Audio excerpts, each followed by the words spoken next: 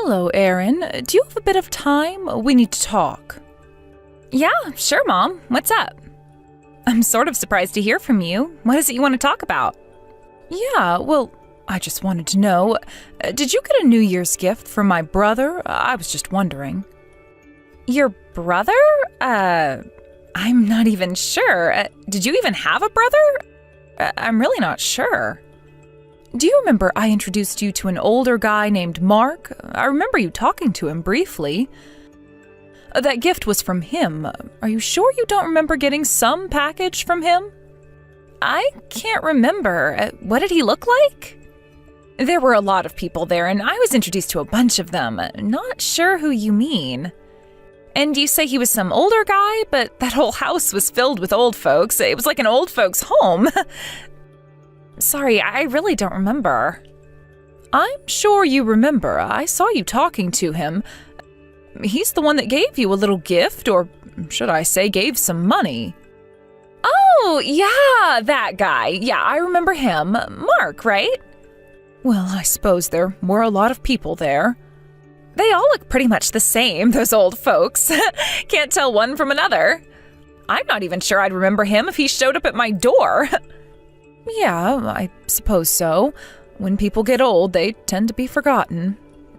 Anyway, getting back to what I was saying, he said he sent a package to your place. He said it was 100% grass-fed beef from out west. Are you sure you didn't receive such a package? Oh, yeah, I think I did get a package of beef sometime back. I think it was like 2 weeks ago or something. Can't really remember. Didn't you realize it was from Mark? I mean, didn't you even check who it came from? Yeah, well, it was right about Christmas time, so I had gifts and packages arriving every day, so it must have gotten mixed up in the melee. Gets pretty hectic during that season. It's hard to keep track of things, you know. I was opening packages left and right. I do remember getting a package of beef. I thought it was from my folks, to be honest. But if you don't check who it's from, it would be a bit inconvenient, wouldn't it? You wouldn't be able to thank the person for sending it.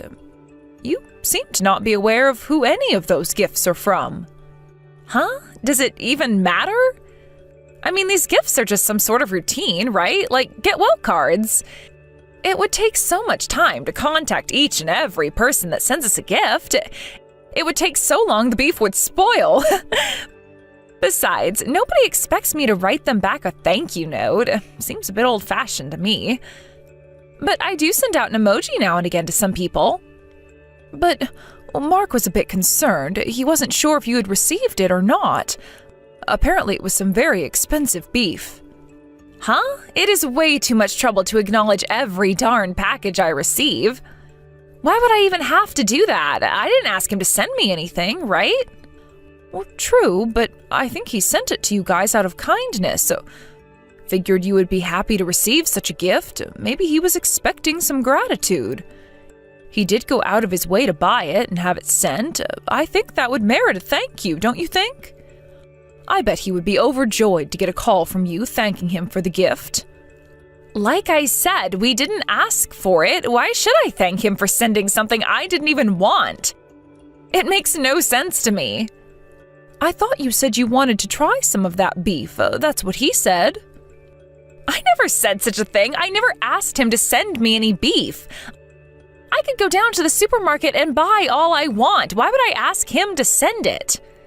Anyways, these Christmas gifts from relatives are not really for the person receiving them, but more like the person sending it getting satisfaction out of it. You know what I mean? Like they're doing it to get attention or something. So, seems a waste of time to be thanking people like that. You can thank him for me. How's that? Well, I suppose you young people think that way recently. Anyways, I'm just glad that you got the package. I just wanted to make sure is all. I'll tell Mark you received it and thank him on your behalf. Yeah, could you? I'd appreciate it. It would be way easier.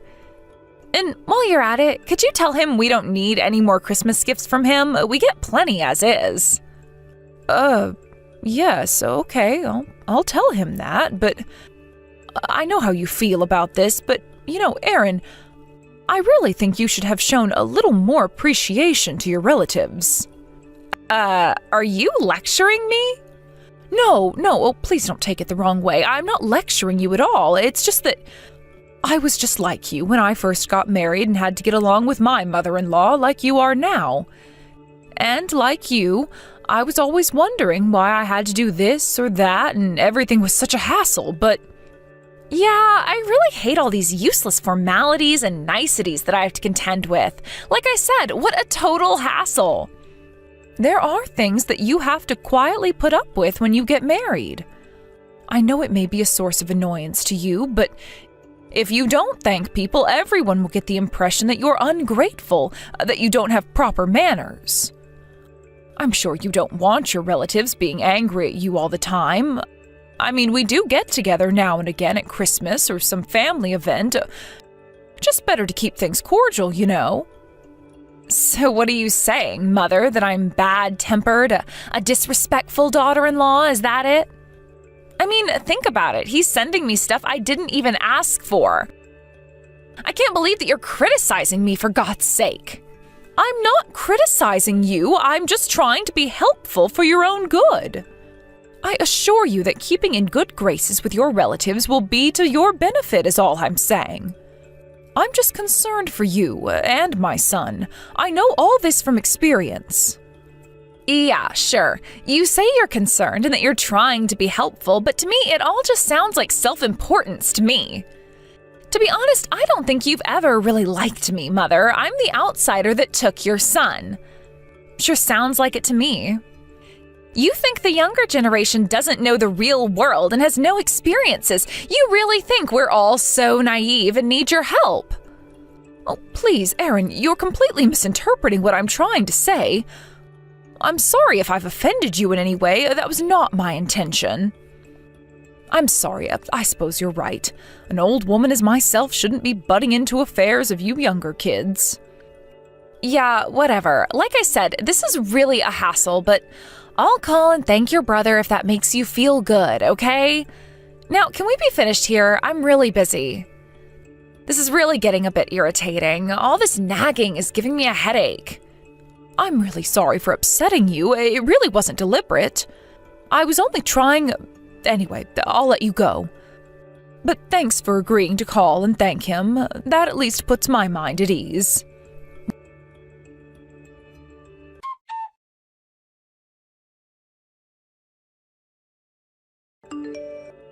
Hey, Neil, are you there?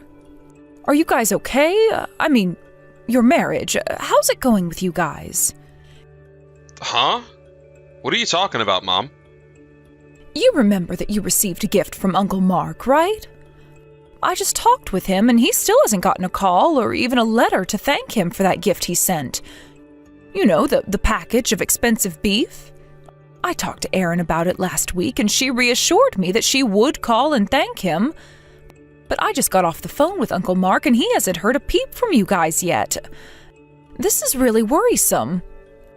Let me stop you right there, Mom. What are you even talking about? I don't know anything about a gift. That package of 100% grass-fed beef that Uncle Mark sent. She said you guys received it a few weeks ago. Wait a sec. Are you saying that package of beef was from Uncle Mark? I had no idea. Oh, don't tell me you knew nothing about it. Haven't you heard anything from Erin about it? No, she didn't say a word about it. I texted her last week and verified it with her. She said she received it and that she would call Mark and thank him. Are you guys even communicating? I can't believe you didn't know anything about it. Just so you know, the other relatives are talking about you guys. I would be a little more considerate. Talking about us, huh? Like what? Well, not even acknowledging, much less thanking Uncle Mark for the gift she received. And at the family gathering last Thanksgiving over at Aunt Ginny's place, everyone said Erin was really rude and a little patronizing toward them. What I'm saying is that there's talk that you and Erin are disrespectful and ill-mannered towards your relatives, acting as though you're above them. I'm just telling you all this because I'm worried for you is all. Don't think I'm saying this out of malice. What the hell are you talking about? You mean to tell me you and all of our relatives are talking behind our backs and belittling us? Nobody's belittling you guys. I just think they're all just a little disappointed in you guys is all. They're not angry or anything. Don't get me wrong, Neil. No. I think they are talking trash about us. I know it. I know why, too. It's because I married a woman that is 10 years younger than me. That's it, isn't it? I knew they were upset about that. No, you don't understand. Age difference has nothing to do with it.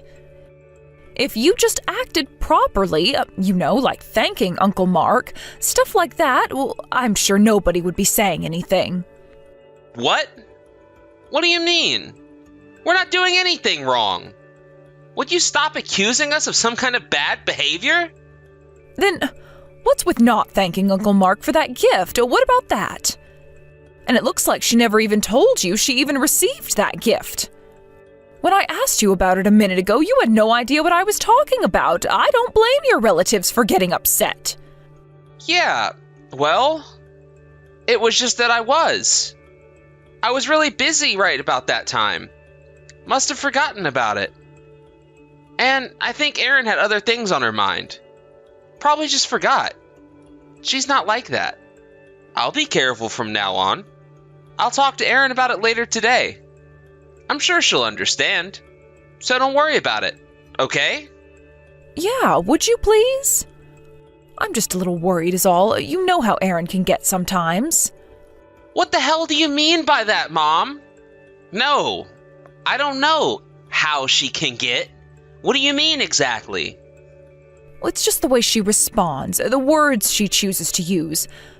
People tend to react negatively to how she responds. That upsets some people. Just saying. I sometimes think she's just a spoiled kid. Spoiled kid? Are you kidding me? She's nothing like that.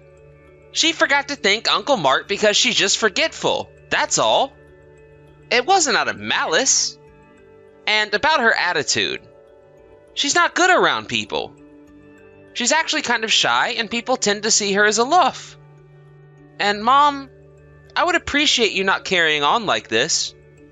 I was finally able to marry. I don't want to lose her, so please, don't make us think about every little thing, would you? Better than me being single, right? Yeah, well, yes, of course, but I can't just pass it off as her being forgetful. I mean, she just forgot to call and thank Uncle Mark. So what? You have to ignore little stuff like that. Don't go nitpicking about every darn thing that comes up. You just drove her crazy, and then what? So, just let things be. Nobody's perfect, Mom. Yes, I know that, but... Why do you all have to gang up on her and trash talk her for being a little forgetful, huh? And just so you know, Erin is aware that all the relatives are talking behind her back. She knows they don't think much of her. Erin's very sensitive too. And she feels bad about all of this. I'm sure she feels sad. Don't you have sympathy for her, Mom? Poor Erin. She feels sad, huh? Did she say that? Yeah. She was still bothered by what you said to her last week. She seemed really depressed all week. She said she didn't want to talk to you anymore. That it would only upset her even more. She was traumatized by your scolding. Well, I never meant to scold her, and I told her that. I'm sorry that I may have upset her, but that was not my intention. So, you admit you did upset her? I knew it. Mom, would you please not talk trash about her? It will only upset her. She feels really bad about all this. Have a little pity, Mom. Neil, you got this all wrong. That was not my intention. Intention or not, just please stop tormenting her. Why are all you guys ganging up on her? What did she do that was so wrong? I just wish you would have a little more understanding for her. What if all your nagging and scolding leads to us getting divorced? Will you take responsibility for such an outcome, Mom?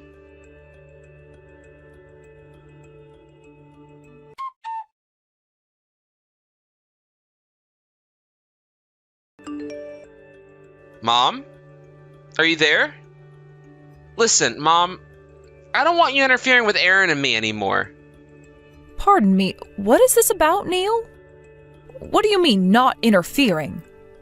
To be honest, Aaron is very upset about you always being on her back. She can't sleep some nights. She's super depressed by your meddling in our affairs. Depressed? I'm not meddling in anything. What exactly did I do that would depress her so much? I'm surprised you don't know. Really, Mom? It's your constant intrusion in her life. You're always scolding her or belittling for every minor detail. That's the reason for her depression. Neil, I've never scolded or belittled her, ever. I would never do such a thing. I cautioned her about that one thing. That was the only time. Come on, Mom. Don't give me that. Then why the hell is she so down? Tell me that. I bet you don't even know you're doing it. I bet you're contacting her every day and nagging her about every little thing. Are you joking, Neil? Why would I do such a despicable thing? I really wish you would believe your mother, Neil. No, Mom, I can't believe you anymore. So, please, just stop interfering in our lives. Stop contacting us. How many times do I have to repeat myself, Neil? I never scolded her, not once. Yeah, right, Mom. She wouldn't be in that somber state if you hadn't said all those awful things to her. I just don't want you ever meddling in Aaron's affairs ever again. You got that, Mom? And that goes for me, too. Are you telling me to not even contact you guys? Ever? Yeah, for now. I would much rather you kept your distance. And it's not just you, Mom. We don't want anything to do with the rest of our relatives either. At least for now. To be honest, I hate the way you and all the relatives treat Erin. I despise all of you for treating her that way. I see. I contacted her thinking I was being kind to her, so it would make it easier for her to get along with the rest of our family. I thought she would appreciate my gesture of goodwill. If that's how you feel about all this, well, I suppose there's no other choice. So, you finally understand, huh? Just so you know, this is basically all your fault. You caused all of this. From now on, please don't interfere or meddle in our affairs. Are you saying you want to completely cut ties with your family? Well, we didn't have to go that far, but we'll see how it goes going forward. If things get out of hand, well, that could happen. Just keep that in mind. If you don't want that, just stay out of our lives. Okay, Neil, I understand what you're saying. No need to say more. You want it that way, you got it. You want nothing to do with me and the rest of my family, that's fine. And if you want to cut ties with us, that's fine too. And that means no more us sending $1,000 every month as support. Huh? Excuse me? What are you talking about? What $1,000? I'm talking about the support payment. I've been sending you $1,000 every month to help you guys out. You don't want anything to do with me? Well, that means I will cut all financial support too. Makes sense, right? What financial support? What are you talking about? This is the first I'm hearing about this. How could you not know about that? Erin asked us for support and we've been depositing that amount in her account every month. Don't tell me you don't know about that. She never told me a thing about that. Is that really true? You're depositing $1,000 every month? That's right. She contacted us about 4 months ago and requested that we help her out financially. And we agreed to send her $1,000 a month. She said they couldn't make ends meet with your meager salary and that you guys needed our help. I had a bit of my own savings, so I felt sorry for her and decided to use that to help her out. That can't be right, Mom. My salary isn't meager. Actually, it's higher than average. We're not exactly just getting by, as you put it. That's why Erin can stay home as a housewife. No need for her to work. We don't need any help. But the fact remains, I'm sending her the money every month. I could show you the receipts. could you not know about any of this? I had no idea. She never told me. Are you telling me she hasn't told you anything? If I knew you were sending us money, I wouldn't be arguing with you. Or talk about cutting ties, for Pete's sake. I feel bad about this now. So, does that mean Erin is doing this on her own? That she's pocketing all that money for herself? She is your wife, Neil. What's going on here? How am I supposed to know? This is the first time I'm hearing about this. That means that your wife, Erin, has been swindling money from me for the past 4 months and you had no idea this was going on? What was she using all that money for? Ugh, I knew there was something strange Erin wasn't telling me. I thought she was acting kind of strange. I asked her about it once, but she just brushed me off and she hasn't said anything about it since.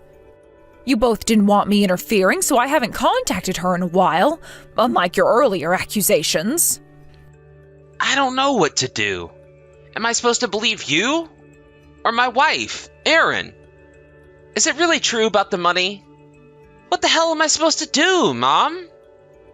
Why don't you check her bank account? You'll definitely see I've been depositing money every month. Then you'll know it's all true. I'll bet you anything there are other things she's hiding from you. None of this adds up.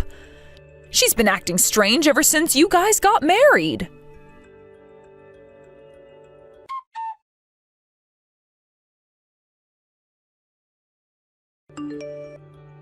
Hey, Neil, are you there? Did you tell your mom, in very clear terms, that we don't want her meddling in our affairs? I just don't want anything to do with your relatives. It's just such a hassle. They are so condescending towards me. I can't stand them. Just hurry up and cut ties with them once and for all. Are you for real, Erin? It seems Mom and the relatives are the ones that don't want anything to do with you. What's up with that? I really can't believe you anymore. I trusted you. Huh? How could you say that to me? I was hurt by what your mom said to me and then what the relatives think of me. And now you don't even believe your own wife? Mom just told me yesterday. You've been getting money from my mom for the past 4 months or so. And you didn't tell me? What's going on here, Erin? She tells me that you've been receiving $1,000 a month. Is this true? What are you up to? What's the money for? Did your mom tell you to do that? Is that who you heard it from? Does it matter who I heard it from? The fact is you're getting money from my mom and kept that from me. I checked your bank account and my mom was right. She's been depositing $1,000 a month for the last 4 months. And it seems you've been withdrawing that amount every month. The entire amount. What's that about, huh? What are you using that money for? Your mom, she's trying to make me out to be the villain. I knew she had it out for me. Huh? What are you talking about?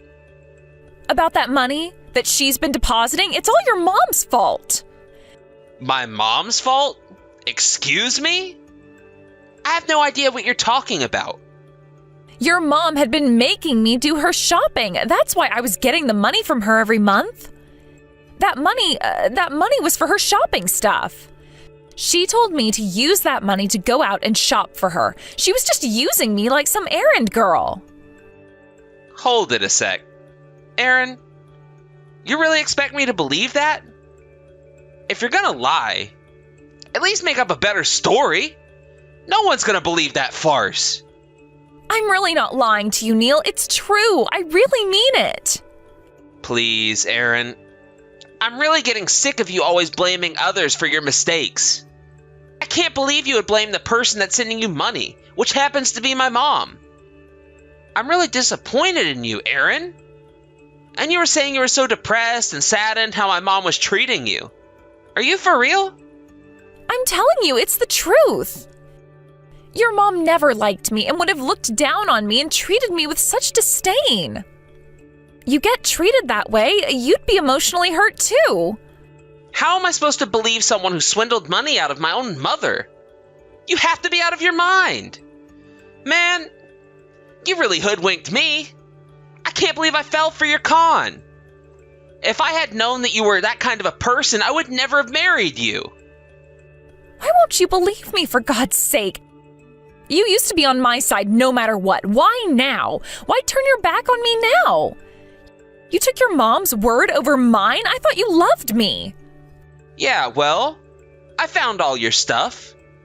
I took a look in the storage room under the stairs, and guess what I found?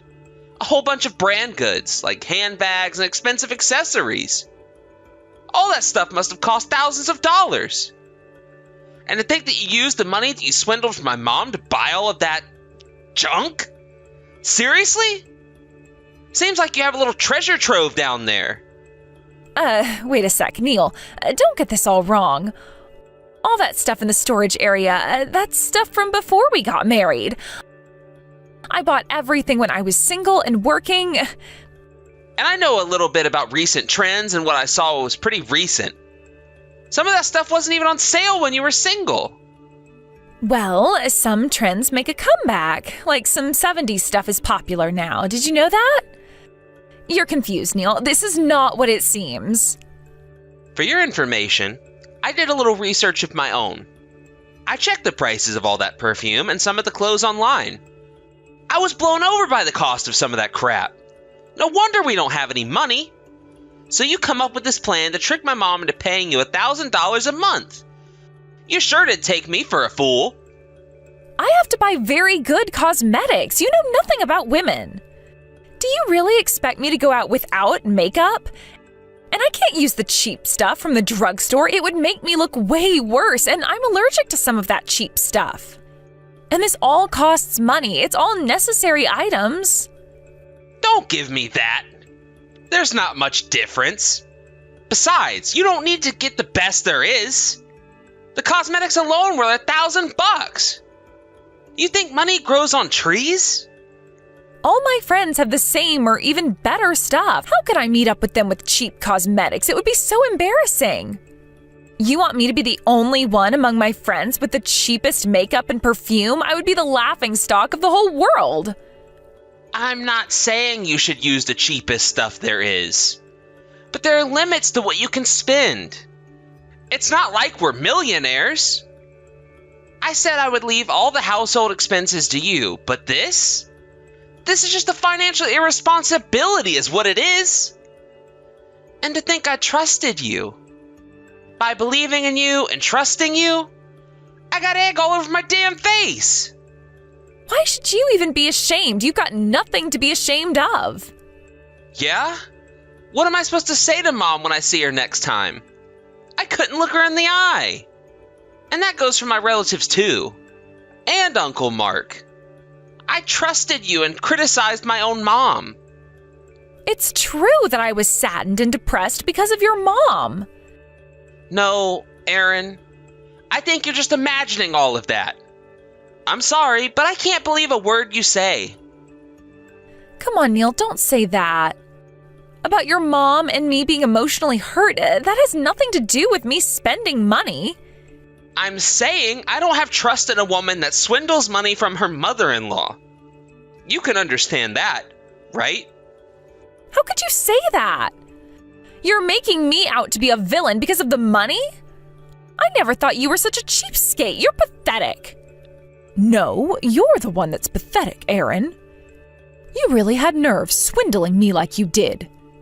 Is that you, Mother? Are you with Neil now? Is he with you? That's right. I was concerned and came right over to your place. Looks like you spend quite a bit on your little hobby. The storage room under the stairs looks quite impressive with all those brand items. Are you planning on opening a store or something? All that stuff, $1,000 a month doesn't seem like enough. You convinced Neil that I was in the wrong here? Pardon me? And you also told our relatives that I was the villain, the bad little daughter-in-law. Neil was the only person on my side. I always thought he would have my back. But Neil, my husband, turned on me. He would much rather believe you. Do you get satisfaction from making me the bad guy? I bet you do. You're really set on kicking me out of this family, aren't you? You don't give a damn what our relatives think of you. Are you acting the victim here because Neil is here and sees who you really are? Just stop with this I'm the victim here crap. But it was you who was spreading those lies about me to all the relatives. You, Mother, you've always had disdain for me. You hated me from the get-go. Yeah, you're right there. Right now, I do have a lot of disdain for you. But when this gets out, the other relatives will hate you even more. And my son, he's always had your back, believed everything you said. He mistrusts you now, and his affection for you has waned considerably. No, not Neil. He loves me. No, he's disappointed in you. I think you better be prepared for the worst. This may all end in divorce. I would keep that in mind, Aaron. He would never divorce me. What are you even talking about? He wasn't able to marry for a long time, and I came along. He would never give that up. He'll never find another wife. Yeah, that's what I thought for a long time. That's why I supported you all this time, financially even. What's the quote? Bite the hand that feeds you? That's you in a nutshell. But it's true, he can't get remarried. You know that. We get divorced and he'll be living his senior years all alone, with nobody around. You don't want that for him, do you? He's not young, you know. A divorcee at that age, not a pretty sight. Yeah, but Neil seems to be aware of that fact. I think he's finally realized his ways, and he seems ready to live with that fact. Live with what fact? That his wife is a con artist. A pathetic excuse for a human being. That's what. They say love is blind. I guess he was blind for a long time, but he finally saw the light. Now he's fully recovered from that blindness now. He's preparing all the paperwork for the divorce as we speak. He may have to spend his retirement days alone, but he would rather do that than live with you. No, he would never. I don't want a divorce. I won't give him one. Get him on the line now. I need to talk to him. I'll convince him to see the light. Oh, so you're going to use your lying skills to try and convince him, huh? I really don't think he'll change his mind. You were probably 100% sure an older guy like Neil would never get divorced. That it was his last chance to stay married, but I think you took way too much advantage of your situation. Your only option now is to just accept it and divorce him. It would be best for all involved. Please, Mother, I apologize. Please forgive me. I'm sorry I tricked you into giving me money. I admit it. Oh, please forgive me. But just not divorce, please. I thought I was being kind to you, that I was supporting my daughter-in-law and my son. I was choosing my words carefully so as not to hurt you. But I have to say this, I had it pent up for too long. I would much rather my son be single for the rest of his life than to stay married to a vile charlatan like you. I really don't want anything to do with you any longer. I would appreciate it if you would just pack your stuff and get out of our lives forever.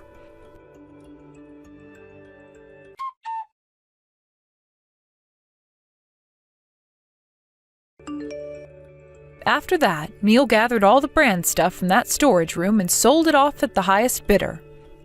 He paid me back for all the money that I sent Aaron. As for the divorce, he went through with it with the help of his lawyer and got her finally kicked out of that house. Apparently, she ended up staying at a friend's house until she could find a place of her own. Her folks found out about her shenanigans and eventually cut all ties with her.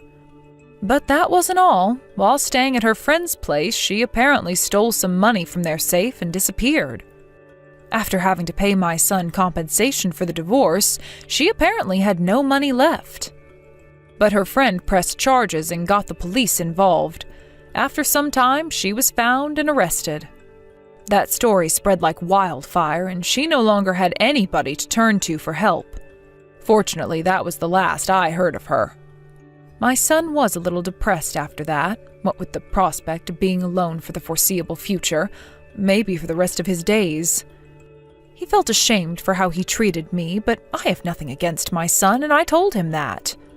All the relatives were quite taken aback by all this, but they felt pity for Neil. But I say give it time. Someday we'll all be laughing about this at one of our family gatherings.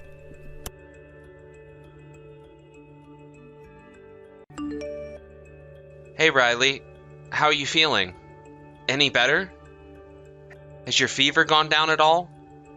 It was pretty high yesterday. Super worried. Hey, Bill. No, not really. I don't feel any better. I think my temperature has gone down a bit, but to be honest, I still feel like crap. I still feel real tired. Don't feel like doing anything. I'm sorry to hear that. It must be tough. Have you already gone to the hospital or that clinic nearby? Yeah, I did. Went to the main hospital, took a taxi there. Felt sort of nauseous too, and the doctor said it may be abdominal problems. You were pretty busy the past couple of weeks. All the work probably caught up to you. That kind of stress affects your stomach, like ulcers. Yeah, you may be right about that. When I was younger, I could work late every day and it wouldn't affect me at all. You can't keep working like you are still in your 20s. Which means I'm getting old, huh? I always think I'm still young and can go on forever. But having to realize that, it kind of gets you down. I feel old now. Don't worry about it. Everyone goes through the same thing. You may not be in your 20s anymore, but you're still really young. You've got a long ways to go. You're just tired and overworked. Just feeling a little fatigued. You'll recover in no time. I guarantee it. Just make sure you get plenty of rest today. That's the best medicine for now. Yeah, I just hope I feel way better tomorrow. I really don't want to be a burden to everyone at work. I also have a bunch of work I have to get done. I really don't want to take 2 days off from work. Well, that may be so, but you're still sick. There's nothing you can do. And you don't want to pass that on to people at work either.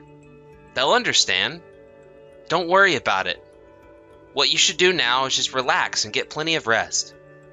You'll be a burden on the others if you continue to be sick. Better to get better as soon as possible. Yeah, I know. I know I have to get better, but I can't stop thinking about it. I feel so bad staying at home in bed when everyone else is working.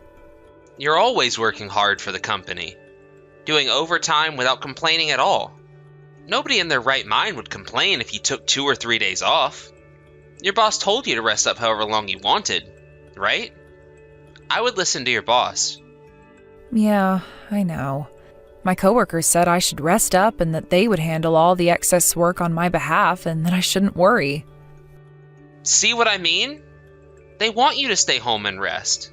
They want you back 100% recovered. I would take it to heart. They all want you to get better. The more you rest, the more you'll get better. As for work, after you're completely recovered, you can dive right back into work again. Yeah, you're right, Bill. Thanks for that. I really should start thinking about my age and work according to the surrounding environment. I'm not getting any younger.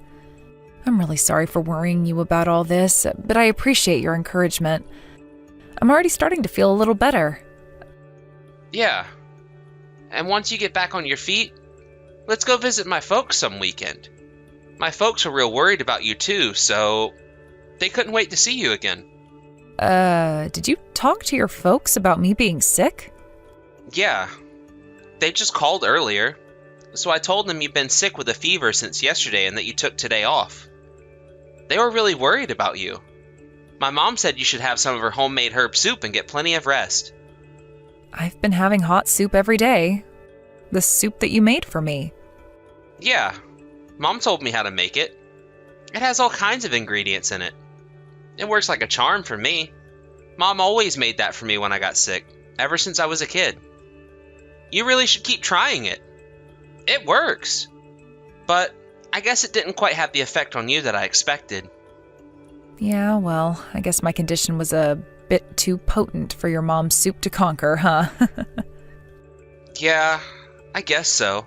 But you really should continue with it. It will eventually take effect. Besides, look at me. Have you known me to catch a cold or get sick? I'm healthy as a horse thanks to Mom's soup. My whole family swears by it. You never see any of my family members get sick, do you? Well, there you go. Yeah, right. Come to think of it, your relatives never get sick, do they?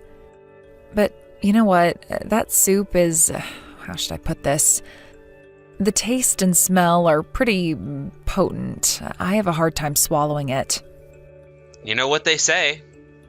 If it tastes bad, it's probably working. I really urge you to keep drinking it and you'll be better in no time. Probably won't ever get sick again. I'll make some more for you later tonight. You don't have to prepare dinner or anything tonight. Just rest up and I'll see you tonight. Yeah, all right. Thanks. I feel kind of bad not doing anything, but if you insist, I think I'll just go back to bed then.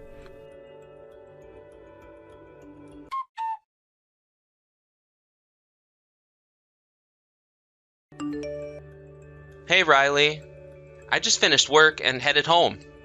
Is there anything you want at the store? Like some ice cream or something. It might be good for your throat. No, thanks. I'm good. To be honest, I don't feel like eating anything. I really have no appetite. But you should eat something. Not a good idea to go to bed with an empty stomach. I can't eat anything. It just comes right back up, so I prefer not to eat anything. You seem pretty sick.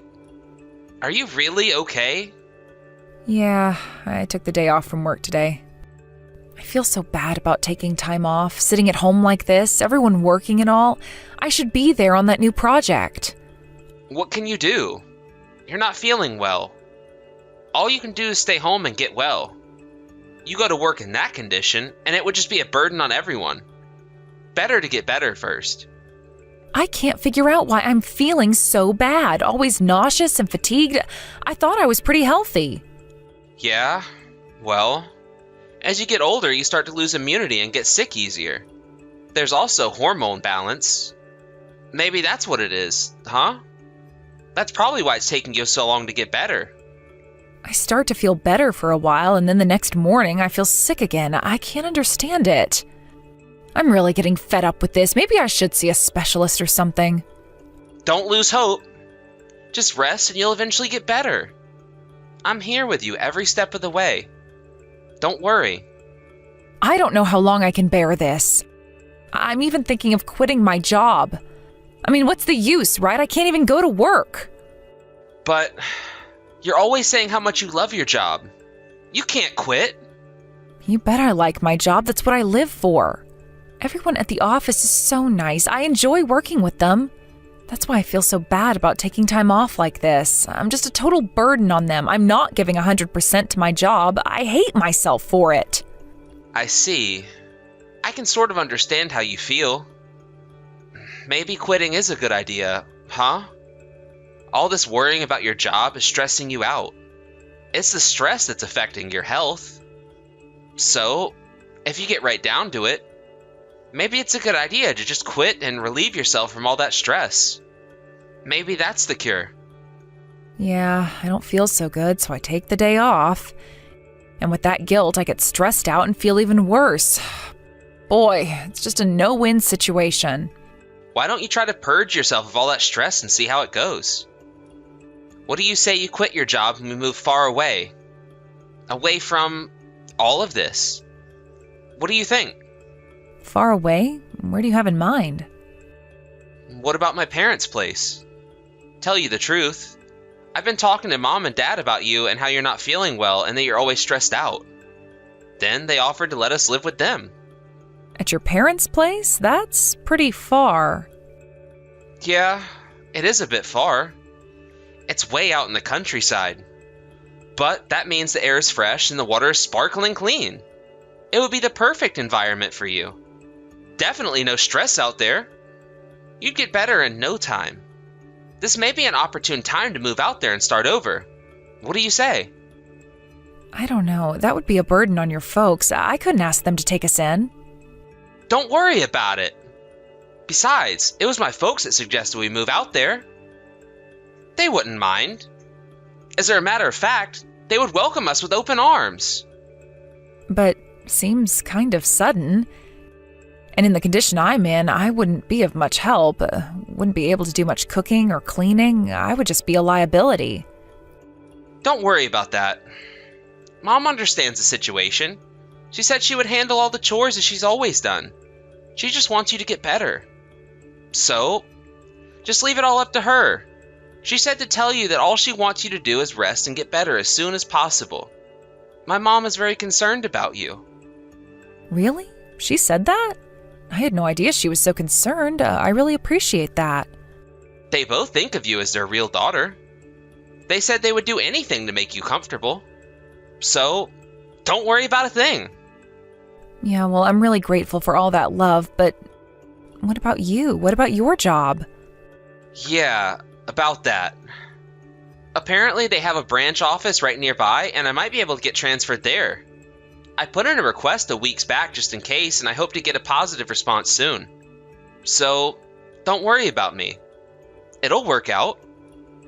But I'm sure the commute will be much longer. They do live pretty far out of the way. It would be hard on you going back and forth. Don't worry about it. I can handle it. What I'm concerned about is you getting better. What's a little commute if you get better, right? You and your folks are such nice people. Why do I even deserve such kindness from you guys? I'm really blessed to be surrounded by such wonderful people. Is it really okay for me to rely on your mom and dad? I really feel I'd be a burden on them. No burden. Just accept their offer and let's do this. Yeah, maybe you're right. Okay, let's do it. Tell your folks we'll move out there as soon as we can. Yeah, that's the right decision. You won't regret this. You'll get better in no time. Oh, yeah, and one more thing. My sister's living there too, but no need to worry about her. Oh yeah, that's right. I forgot about your sister. Would she really mind if I moved in with them? Yeah, but she lives separately from my folks. She has her meals and sleeps in a separate part of the house, and no worries. It's like she's just a neighbor. Probably won't even see her much. And besides, my sister's all for us moving in, so no problem there. Oh yeah? Well, that sure is a relief. In that case, I don't see a problem. Let's do this. All right. I'll call my mom today and tell her the good news. She'll be super happy about this.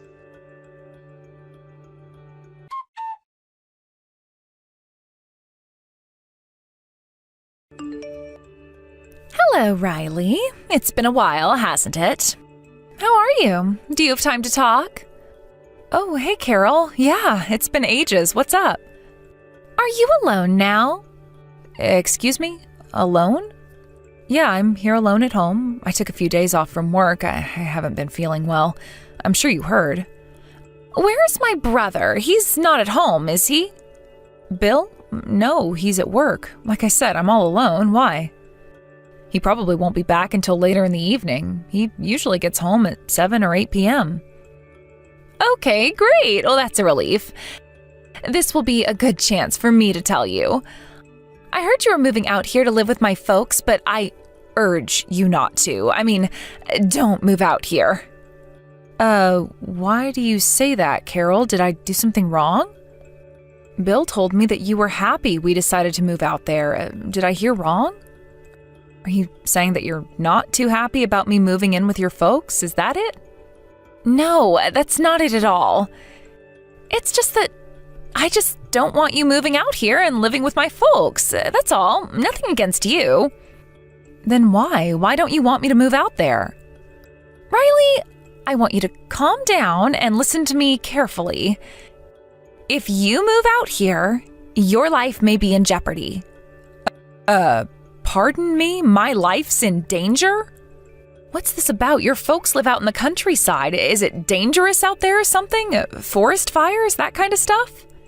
You know, I've been sick for quite some time now. I was planning on moving out there with Bill to recuperate. It's all the stress from work, you know? Yeah, I was getting to that part about you being sick for so long. Hey, Riley, what do you think is the cause that you're feeling so unwell? It's definitely not stress, I'll tell you that much. I really don't know the cause, but I figured it was stress and fatigue from overwork. What else could it be? That's not true at all. You're just being told that, to think it's just stress from work. It's my brother. Wait, come on, Carol. What are you talking about? What's this all about? Do you have something against your younger brother? Is that it? If you think my brother is some saint, you've got another thing coming. He's just like my parents. They're only interested in money. They're total scoundrels. Don't you dare trust them. You being sick for so long, that's all part of their plan, don't you see? How the hell do they plan for me to get sick and for so long? It makes no sense. My husband, your brother, has nothing to do with me being sick. He cares for me. He wants me to get better. And your folks, they're very concerned about my well-being. That's why they invited me out there. They're not scoundrels. How could you even say that? Listen, Riley, I've been with these people for decades. I've seen what they've done and what they're capable of. I know these three like the back of my hand, way more than you'll ever know. I have suffered under their devious schemes for years. So I don't want you to suffer like I've suffered. I am telling you this for your own good. Okay, let's assume what you're saying is true, Carol. What's the purpose of all this then? Why make me sick? There's no reason for them to make me sick and get me to move out there. It's not as if they're going to make money out of it, right? Oh, you bet they will make money off of it. The more you get sick, the more to their advantage. That's why I'm telling you this. I am asking you not to go along with their treacherous plans. There is still time to save yourself. Like I said, you will put your life in danger if you come here. Stay away, please.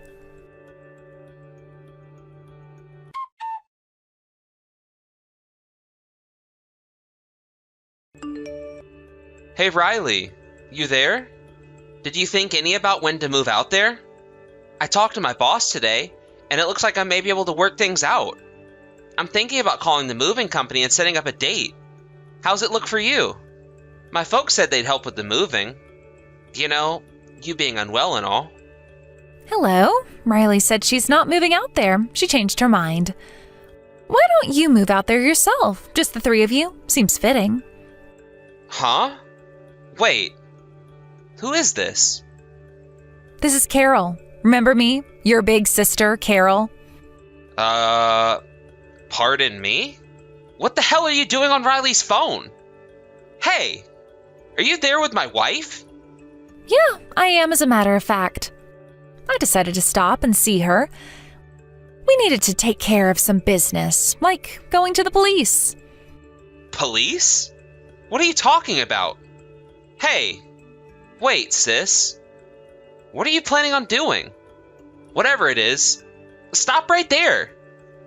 You know exactly what I'm talking about. We're going down to the police station to explain the devious scheme that you had laid out for your poor wife. That's what we're planning to do, and there is nothing you can do about it. Devious scheme? What the hell are you talking about? Come on, Bill, don't play dumb. I've known you all my life, and I know what you guys are up to. The reason why Riley is sick, it was you, along with Mom and Dad, that concocted this scheme, wasn't it? You made her sick on purpose. It was you, wasn't it? You were the one who mixed some sort of toxic substance into her food every night. Excuse me? Have you gone total insane? Why would I do that? Why would I do that anyways? What good would it do? If Riley ends up in the hospital, you get paid with the insurance. I'm right, aren't I? Sorry to burst your bubble, but Riley's not in the hospital, sis. Stop making up these lies and let me talk to my wife. That part of your plan didn't go as planned, did it? Riley was way healthier than you thought, and she's a fighter, too. That's why you came up with the plan to take her to Mom and Dad's place. If you bring her home, you have more opportunities of getting her even sicker. Come on, Carol. Will you just stop this BS? Why the hell would I jeopardize my wife's life for some insurance money? And besides, I love my wife. Just because I'm using Riley's phone, you don't have to lie through your teeth. I heard you talking about it to Mom and Dad. You said you had to get her sicker or you wouldn't be able to admit her into the hospital. You weren't giving Riley enough of that toxic substance. That's why she didn't get worse. Shut your mouth. I never said such a thing. Stop making up these fairy tales. I know what you're trying to do. You're trying to pull us apart.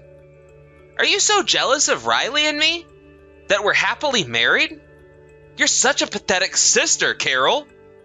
You're the ones that are pathetic. It was the three of you who concocted this scheme. Just so you know, I have plenty of proof, so no use denying it. I'm willing to act as a witness, too. What are you talking about? Proof? What proof? You got nothing. This is a trick to make me say something and incriminate myself. Well, it isn't gonna work. I wish you would just admit it, Bill. How could you do such a despicable thing to me? You were trying to use me to get the insurance money? I could have died, you know. Is that you, Riley? I can't believe that your mom and dad were also in on this. You people are monsters. I feel like a complete fool for trusting you guys like I did. Come on, Riley. You don't believe any of what my sister says, do you? Don't believe a word she says. She's always making stuff up, and besides, always hated me.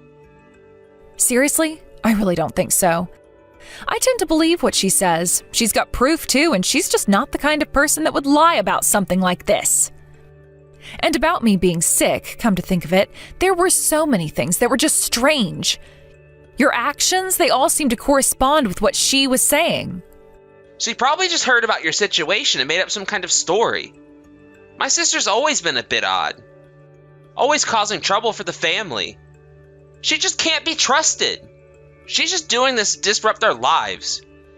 It's some kind of twisted hobby she has. She's always been like this. I heard that she was disliked by you and your family, and that she was shunned by you guys for years. Well, like I said, she was always causing trouble. That's why we wanted nothing to do with her. She was like this even when we were kids. And now as an adult, she hasn't changed a bit. We're simply fed up with her antics. You're a liar, Bill. She told me that you were always the one that was pampered by your parents. They didn't give her a second look. It was always all about you. I bet your sister was the only person in your family that was normal. And that's why your family couldn't get along with others, and it was your sister that was really concerned for my safety. How many times do I have to tell you? She's lying. My folks are really concerned about you. No, it's no use, Bill. It's no use trying to convince me. I know the truth now. That soup you made me every night, that was the cause of my illness. You put something in that soup. The soup? What about the soup? You put something in it, didn't you? Some sort of toxic substance? There was still some left in the pot, so we gave it to the police as evidence. They're going to have it tested. If some sort of toxic substance is found in it, you won't be able to deny it any longer. You do realize that, right? So, if a toxic substance is found, what happens to me? Am I going to be arrested? Yes, that would be the obvious conclusion. And my life was on the line too. I could have been killed. You could go to jail for a long time. No, wait. This is all some sort of misunderstanding. A misunderstanding? Are you kidding me? Just admit that you tried to poison me, your own wife. You know this more than anybody, Bill. Something will definitely be found in that soup. You okay with that? Admit it now and you may get a lighter sentence. I couldn't help it. It wasn't me. My mom and dad. They demanded that I do it. I had to do it. I had no other choice. Okay, so you do admit you did this. But it wasn't me. It was all my parents' fault. They made me do it. Your parents made you do it, huh? Did they hold a gun to your head or something? Are you trying to blame this entire thing on your parents? I was just talking to your sister earlier. She said that she recorded you guys talking about all this. I heard a part of it. I was horrified. How could you people talk like that? Like I wasn't even human, just a thing to be used. What was in the recording? What did you hear exactly? You were talking about what ingredient to put into the soup. Some sort of toxic substance that would make me sick? You all seemed so calm, like you were talking about getting rid of cockroaches. You weren't concerned about me in the least, just a tool to get money. Actually, you sounded like you were having fun. It may have sounded like that to you, but it wasn't like that. You got it all wrong. I was just playing along with my folks, so they wouldn't be suspicious of me. had to act like I was having a good time. You can understand that, right? I can't defy my folks. I was brought up that way. They have me under their thumb. Please, I don't want to hear any of your BS anymore. I'm going to believe your sister. She has way more credibility than you. I know you and your parents are in cahoots. I am not going to believe a word you say. I heard enough. So, you're saying you don't care if our lives are disrupted forever? Is that what you're saying? And this would definitely affect my job. Are you okay with that? I lose my job, and then what? You won't be able to live. You quit your job too. Have you forgotten about that? You'll be homeless. Penniless. I don't care what happens to you. I already filed for divorce. You guys can all go to jail for all I care. It doesn't concern me one bit. Are you serious, Riley? Divorce? Really? Of course. What did you expect?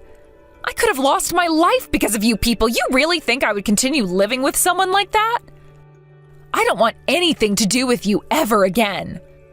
I will be pressing charges, so my lawyer will be contacting you about damages. Please. Riley, let's just talk this over. Just please, don't press charges. Just tell the police it was a simple mistake. I just put the wrong ingredients in, or you can say my parents did it. So please, I'll do anything. Oh yeah? You'll do anything, huh? If you want a divorce so bad, okay, I'll allow it.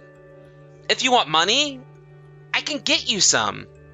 I have a bit stashed away. So please, drop all the charges. Let's talk this over. Please. If you drop the charges, the police will back off. Write it off as some domestic quarrel. So you'll allow me a divorce and even some pennies, huh? It's always about the money with you, isn't it? That's what pisses me off the most about you, the pure greed. You do anything for money. Well, I don't need your permission. I'll get the divorce. I'll squeeze every cent out of you and I'll have all 3 of you arrested. I'm not going to drop the charges. No, I'm going to double down on the charges. You criminals deserve to go to jail for life. Come on, Riley. Let's talk about this. I'm sure we can work something out to your advantage. If this all gets out, our lives are finished. Things will never be the same again. Please. Your lives were finished the day you concocted this scheme. Please. I'm only in my 30s. I'm in the prime of my life. You can't do this to me. You're really getting desperate, you know that? I can't listen to this any longer. Man, I feel like such an idiot getting duped by such idiots. You hoodwinked me with those kind words and your fake sympathy. You should get an Oscar for that performance. You took advantage of me. I was ill and not in very good shape. That was when I was most vulnerable. You knew that and you exploited the situation. I can never forgive you. Please, Riley, forgive me. I mean it. I'm sorry. I was agonizing whether I should tell you the truth or not.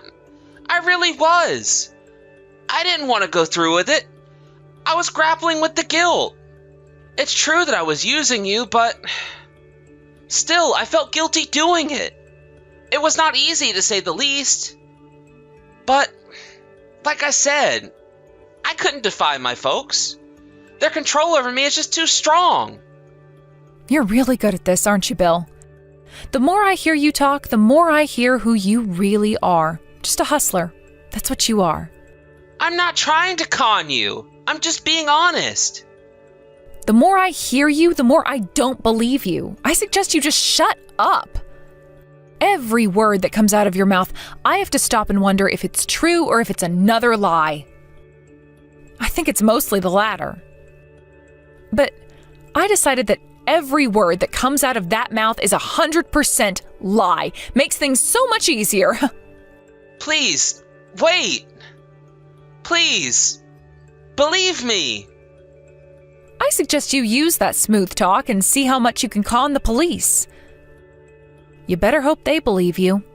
But I doubt it. There's just a ton of irrefutable evidence. Your silver tongue won't get you very far. But if they prove that you are innocent, then I'll believe you.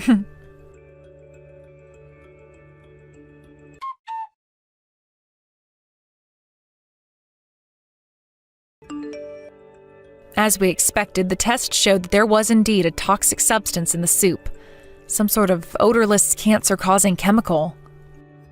Apparently, it was a chemical that my husband got from his office. The police were able to match the evidence with what they found there. With that, Bill and his parents were arrested. During the court hearing, the three of them blamed each other, turning it into a complete three-ring circus. In the end, they deserved what they got, although it wasn't the years-long sentence that I wanted. They each got locked up for 2 years plus another 2 as probation. But this case got a lot of media attention, and the three were constantly hounded by the media and by some very angry people. Needless to say, Bill got fired from his job. Before being sent off to jail, he paid damages to me and was left penniless. When he gets out, he'll probably be burdened with considerable debt. I just hope he doesn't come begging to me for help. As for me, I returned to work, and ever since I've been healthy and hardly ever take days off. Carol was also finally able to escape her family, and last I heard, she got married and is living overseas now. I will forever be grateful to her for contacting me that day and telling me the truth about that awful family. Hey, Tiffany, are you there? I was just wondering how things have been for you lately. Oh, Mom, what a surprise. I feel like you almost never just reach out like this, but I'm doing okay, thanks for asking. Things are pretty normal, I guess. What do you mean? I check in on you all the time, Tiffany. In fact, you're the one who never sends me any messages. I always have to send them first. Oh yeah? Well, I guess now that you say that, it's true. But anyways, do you know how many years it's been since I've moved from home? Because I think you should know that I'm a responsible adult and I don't need this. Well, if you don't want your mom checking in on you, then you should check in on her. I know that we live far away and I wouldn't ask you to come all the way here to visit, but I still would like to know how you're doing. Ugh, Mom, what am I going to do with you? Oh, come on, Tiffany. If you're such a big girl, you should be able to have a conversation with your mother. But anyways, about the children, Timmy and Leia, are they both doing well? Yeah, Mom, everyone is doing fine and healthy here. There's nothing to worry about. Why even ask something like that? Why? What do you mean, why? Because those two are also part of the family, aren't they? You think I wouldn't ask after my own grandchildren? After all, it's been a whole 6 months since I last saw you all. Has that much time really passed since we were last over there? I guess I must have forgotten. I know that you remember, Tiffany. How could you not remember the last time you were here? I mean, that was around the time when you announced that you were getting divorced. Are you telling me that you really don't remember that at all? I don't know what you want me to say, Mom. I've been really, really busy ever since the divorce, if you must know. Well, I assumed that you would be, but are you okay, Tiffany? Like, really okay? Are you sending the kids to school? No problems picking them up afterwards either? I am telling you that we are all fine and happy and healthy over here, okay? You are just being a worrywart. Everything is fine, okay? So just drop it. Well, I mean, you say all of that, but are you really telling me that you're able to handle working, taking care of the kids, and running the house? After all, I know that the kids are still quite young, and I just hope that you're not doing too much and overstretching yourself. And what if I am? What business is it of yours? Are you trying to tell me that I shouldn't have gotten divorced? I'm not saying that at all, sweetie. I just want to make sure that you're remembering to take care of yourself as well. You really are persistent, do you know that? I really hate that about you, Mom. Do you have any idea how tired I am after a day of work? And then I have to come home and put up with this interrogation from you. I'm sorry if you feel that I'm prying too much. I just wanted to check in on you all. I don't really think there's any need to take that kind of tone with me or use that kind of language. Are you kidding me, Mom? I'm not some little kid, and I only said that you were being persistent. Right, of course. Well, anyways, I just wanted to check in since you're divorced. But I'm glad to hear that everyone is doing so well, including yourself. It's only been 6 months since I was even there, Mom. Of course we're all doing fine. What would change in that short of a time span? Were you actually that worried about us? I mean, I was a bit worried, yes. It's just that it had been so long since I heard from you is all. I was just really missing you all and wanted to make sure that you were all doing well. Well, like I said, I'm not a child anymore. I've had children. I'm divorced. I'm very much an adult, okay? Of course I know that, sweetie, but you're still always going to be my daughter. And I just want you to know that you can always come to me with any problems if you have them. Okay, fine. If you really mean that, then you can increase the amount of money that you send to me every month. Tiffany, you know that we've talked about this. I told you that that's the one thing I can't do. So you're just too cheap to want to help out your daughter where it counts? Is that what I'm understanding? I'm not cheap or any of that. It's just I can't help you financially. But if there's anything that I can do that doesn't involve money, I'm more than happy to help. So please don't ever hesitate to come and ask me for help, all right? Yeah, totally. I'll be sure to ask you if there's ever anything that you can do for me. Anyways, I have to get up for work early tomorrow. You have a good night.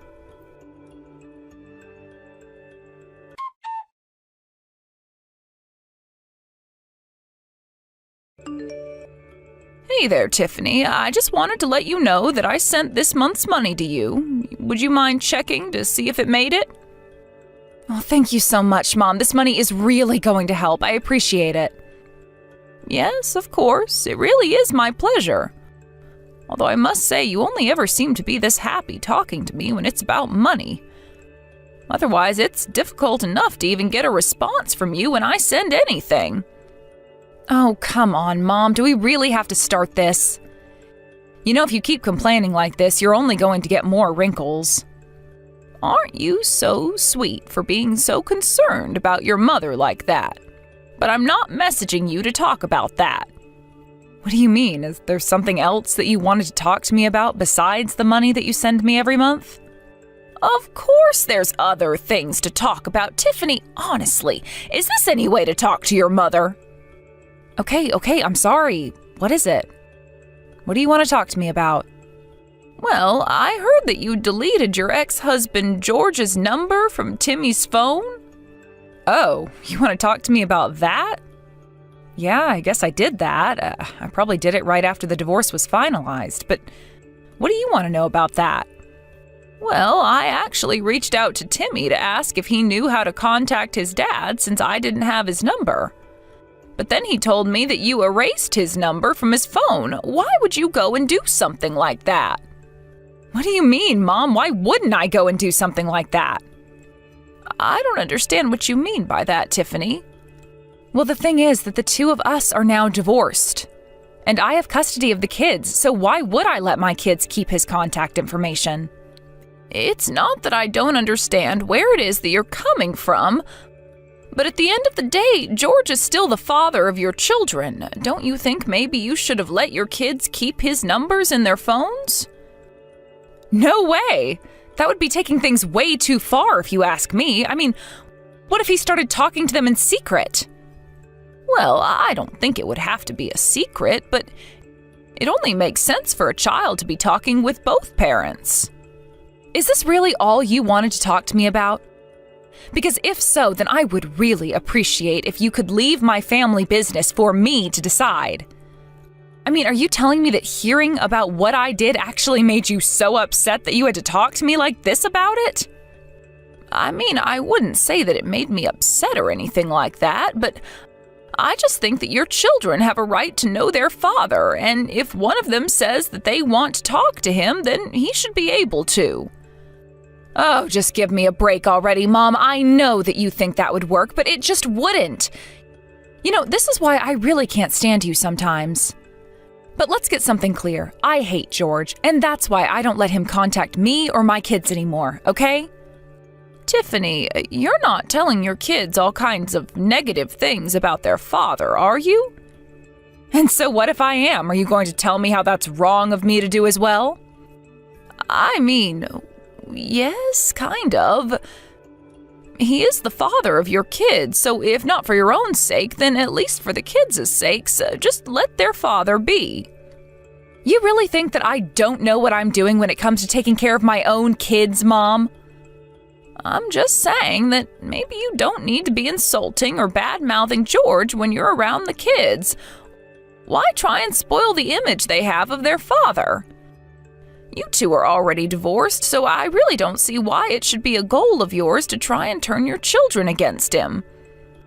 I really don't see what the problem with that is at all. That makes total sense to me, honestly. Tiffany, don't you think that this is a problem that should stay between you and George and not have to involve your kids? In fact, as far as I can remember, George has always tried his best to be a really good father for the children. So why not let them just develop their own relationship with him? What are you trying to get at here, huh, Mom? I mean, what do you think that you're going to accomplish talking to me like this? All I'm asking you to do is not to insult the father of your children to their faces when he really hasn't done anything. I mean, he pays for child support and everything, right? And he's making sure to see the kids once a month as well. I think that says a lot about him. So why try and tear him down for the kids? Look, all I'm saying is that I don't want George talking to the kids when I don't know about it, okay? I'm just saying that I really don't think one parent should be trying to set their children against the other. It's just not right.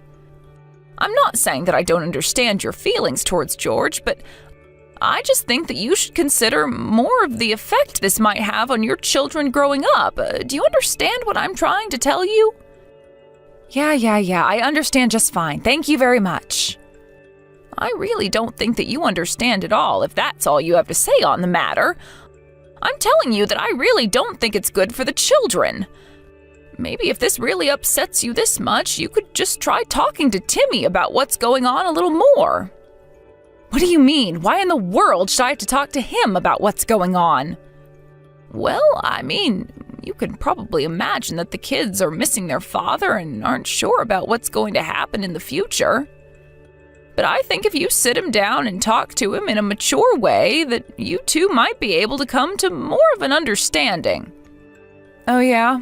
Well, I wish I had the time to do something like that, but thank you so much for telling me this about Timmy. Anyways, I'm getting back to work now. We'll talk later.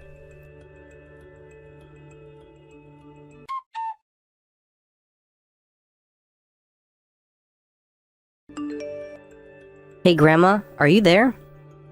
Are you awake right now? Oh my, if it isn't Timmy! What in the world are you doing up this early in the morning? I mean, do you have any idea what time it is right now? I know, but it's just, I accidentally burned myself and it really, really hurts, Grandma. I tried putting some cream on it, but it still really hurts. I don't know what I should do to make it stop. You burnt yourself? What do you mean? Where are you right now? Were you touching something hot? Well, I woke up early because I had to make some lunch for my little sister since she's going on a field trip today. But then I was boiling water and accidentally touched the hot pot. Oh no! I'm so sorry that happened to you, Timmy, but why are you telling this to me? You should go and tell your mom about this. I can't. I have to do this all by myself since my mom isn't at home. She hasn't been for a while. Wait, what? What do you mean your mom hasn't been home in a while? Where has she been? I can't tell you, Grandma. I'm sorry, but I just can't. What do you mean? What can't you tell me? You can't tell me where it is that your mom's been going this whole time? What is going on over there? It's just that my mom told me that I wasn't allowed to talk to you about this. She said that I wasn't allowed to tell you no matter what. I'm really, really sorry, Grandma. Timmy, I want you to tell me what's happening. I know that your mom told you not to, but if she gets mad, then I will tell her that I made you do it. Nothing is going to happen to you if you tell me about what is going on. Are you sure about this? You really think I won't get into trouble with my mom? Trust me, I will tell your mom that it was all my fault. So please, just tell me what's happening. How long ago did your mom leave the house? Well, I think she left the house around the same time that Daddy left the house. At first, she would only come back to do things for my sister. You mean she would only come back home to take Leia to and from her preschool? Yeah, stuff like that mostly. But then, after they got back home, Mom would go and I would be in charge of all the cooking and stuff like that. I had no idea about any of this. So you've been taking care of yourself and your little sister all by yourself this whole time? That's right. It's been really tough, but okay up until now. After all, I have to be a good older brother. Oh, Timmy, you really are such a sweet little boy. Hold on just a second. I'm getting some messages and I'll get right back to you. Wait, what? What do you mean? Is someone calling you right now? Yes, actually, it's your dad. He's trying to reach me right now. I'm so sorry to ask this suddenly, but who do you prefer, your mom or your dad? You want to know which parent I like best? Why would you want to know something like that? Well, I was just thinking about our conversation about how your mom erased his number from your phone, but ever since then it sounds like your mom hasn't even been home. Yeah, that is true. So, tell me, Timmy, why didn't you try to get in contact with your dad so that you could ask him for help? Well, I thought that he might want to come and help us. Even Leah has been saying she wants to be with Dad. I see. So then it sounds like you might want to be with your dad a little more than your mom, is that right? I guess so. I don't think I'm supposed to be saying this, but it's really true. I see. Well, okay. I think I know what I need to do. What do you mean, Grandma? What are you gonna do? Don't worry. You and your sister are going to be just fine. Just wait a little longer and I'll come get you both soon. And when I get there, I'll take a look at those burns and make you both some lunch. Okay, Grandma. I'll just wait here for you then. Thank you for coming to help us.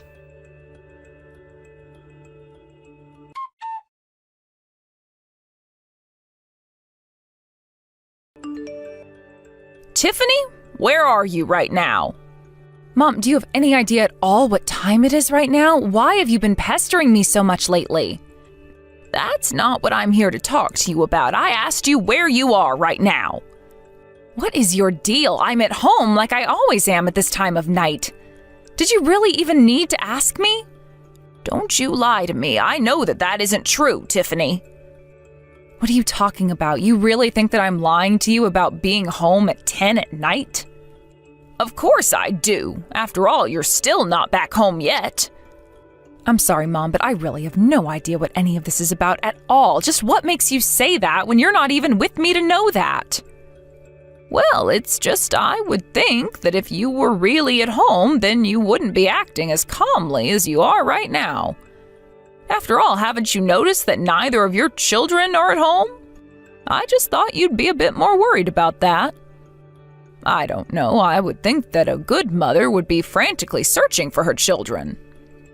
What are you talking about? My children aren't at home? What makes you say something like that? I guess you really don't have any idea what I'm talking about at all, do you? I don't know what's going on here, but I want to know what you mean when you say that my children aren't at home right now. Oh, don't you worry, the children are safe and sound with me. We're all at George's house right now. But, what is happening? Why are you all with George right now? This doesn't make any sense. Well, we're all here because he's going to look after the kids, especially since you weren't doing any of that. I'm just here to drop them off and make sure that everyone is feeling okay. Hold on a second. Did you talk to Timmy? What did he tell you? Why do you ask that? Was there something that he wasn't supposed to tell me? Honestly, what kind of mother just leaves her children all alone like you did? What's the matter with you? I knew it. I knew that little brat wouldn't be able to keep his trap shut, even after I told him that he better not say a word of this to you. I would be less concerned with what your son told me and more concerned about what's going to happen to you. I mean, did you really leave your children all alone just so that you could go and see some new man? You really ought to be ashamed of yourself. What are you even talking about? How dare you say that about me when you don't have any proof of what you're talking about at all? Oh, you want proof? That's the one thing I have plenty of. In fact, don't you think it's strange that I'm with George when I don't have his number either? Yeah, actually, what is up with that? I didn't even give him our new address when we moved. Well, the thing is that George caught on to how you were isolating him from his kids quite quickly. And when you wouldn't respond to any of his messages, he started to get worried and did some investigating. Wait, what? Are you telling me that my ex-husband has been stalking me since we got divorced? I wouldn't call it stalking, but yes, for the past 6 months he's been keeping an eye on you and the children. Why? Is he going to try and take custody of the children from me? Is that what all of this is about? I haven't done anything wrong at all. You really have some nerve saying that when you've been caught red-handed like this. I'm just sick of dealing with you, Tiffany. But thankfully, I won't have to anymore. George says that he is going to do what it takes to protect the children. So I suppose you'll be hearing from his lawyers soon. But after all this, I never want anything to do with you ever again. Wait, Mom, I still don't understand what's happening. Am I going to lose the kids? Please, I didn't mean for things to happen like this. Hello? Mom, are you still there?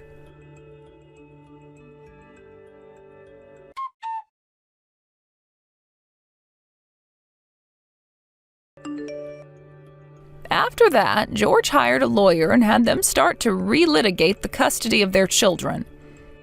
George handed over all the evidence that he had gathered of Tiffany's parental neglect. Although the court raised its eyebrow at George's dubious information gathering, the evidence made it clear that Tiffany was not suited to raise her children and custody was given to George. Now, Tiffany is the one having to pay George child support while he takes care of the children. I go over to visit them often, and they seem much happier with their father. As for Tiffany, I kept my word and haven't spoken to her since that day. I hope one day that there's no more need to avoid her, but for now I'm concentrated on making sure my grandchildren grow up safe and happy. Of course, I didn't want things to end this way between my daughter and I, but Tiffany refused to even think that she could be in the wrong, and until that changes, I'm afraid that her situation never will. All I can do is hope. Thank you for watching. If you liked this video, please give it a thumbs up and don't forget to subscribe to see more content like this.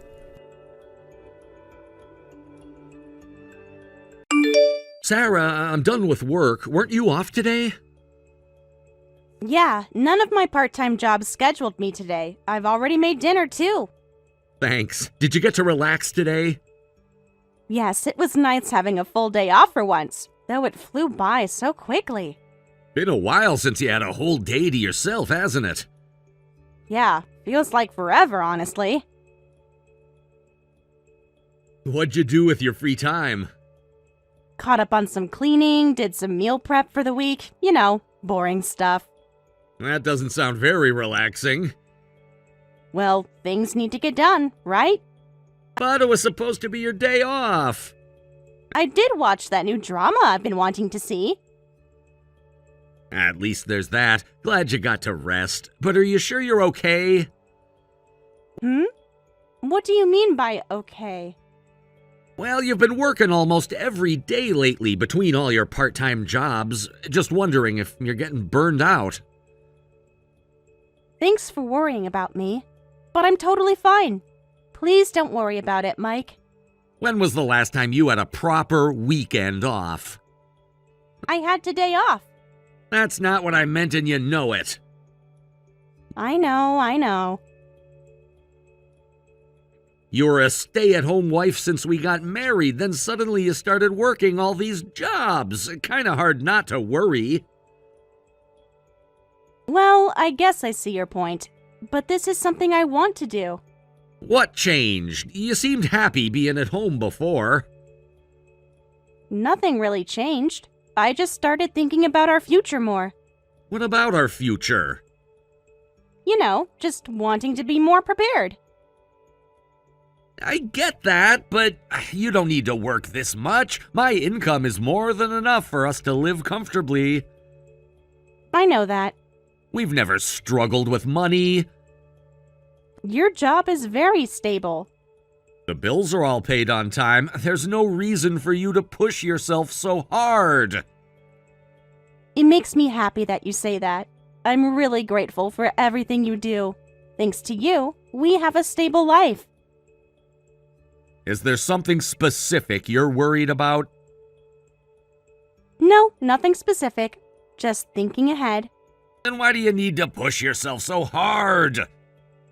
I just don't want to depend on you completely. We might have kids in the future. And what if you got sick and couldn't work? That's quite a leap from being a stay-at-home wife. Is it wrong to plan ahead? Well, I can't say that's impossible. See? Wouldn't it be better if I had work experience then? Plus, I want to start saving money too. That would help you out too, right? You know I've always handled our finances fine, but yes, having savings never hurts. I'm already handling our savings and investments, but having you contribute would definitely help. Exactly. So, please don't worry. I just want to do my part as your wife.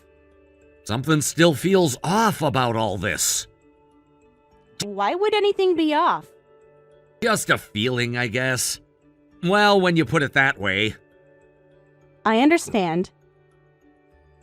I can't really argue when you put it like that. Good. Thank you.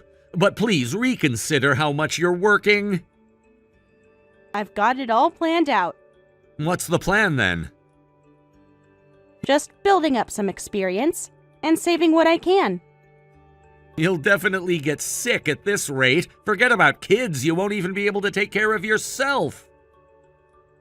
I know it's not sustainable. I plan to cut back once things settle down, so don't worry. When exactly is things settling down? Soon, I promise. Just need to reach a certain goal first. What goal? Just a personal savings goal. Nothing major. That would make me feel better. I'll feel more at ease then. I appreciate how much you care. Really, I do. Of course I care. You're the best husband anyone could ask for. Now I know something's definitely up. Can't I just compliment my husband? You're deflecting. No, I'm just grateful. That's all.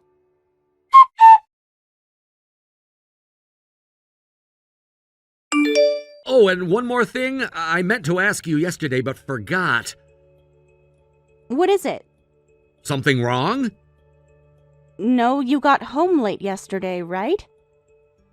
I didn't get to ask then. What's with that envelope addressed to you? We got another one this month. Oh, that's nothing really. Since I just started these jobs recently, I had to submit some paperwork to City Hall. Just getting some notices back about that. So don't worry about it. This is the third envelope this month.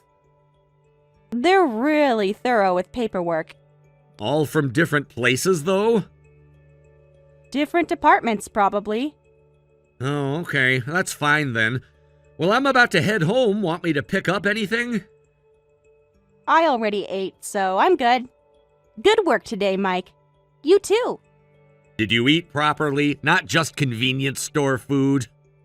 Made some rice and vegetables. Nothing fancy.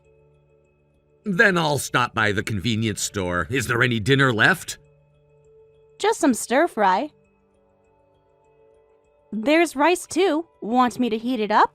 Or should I pick up some sides from the store? How long ago did you eat? About an hour ago. Couldn't wait, sorry. That's fine. I was running late anyway. I'll grab something. Man, I'm exhausted. Might fall asleep as soon as I get home. You okay? Working at the cafe and the shop today? And helped out at the daycare. 3 jobs in one day? The daycare was just for a few hours. I won't lecture you about working again, but please take care of yourself.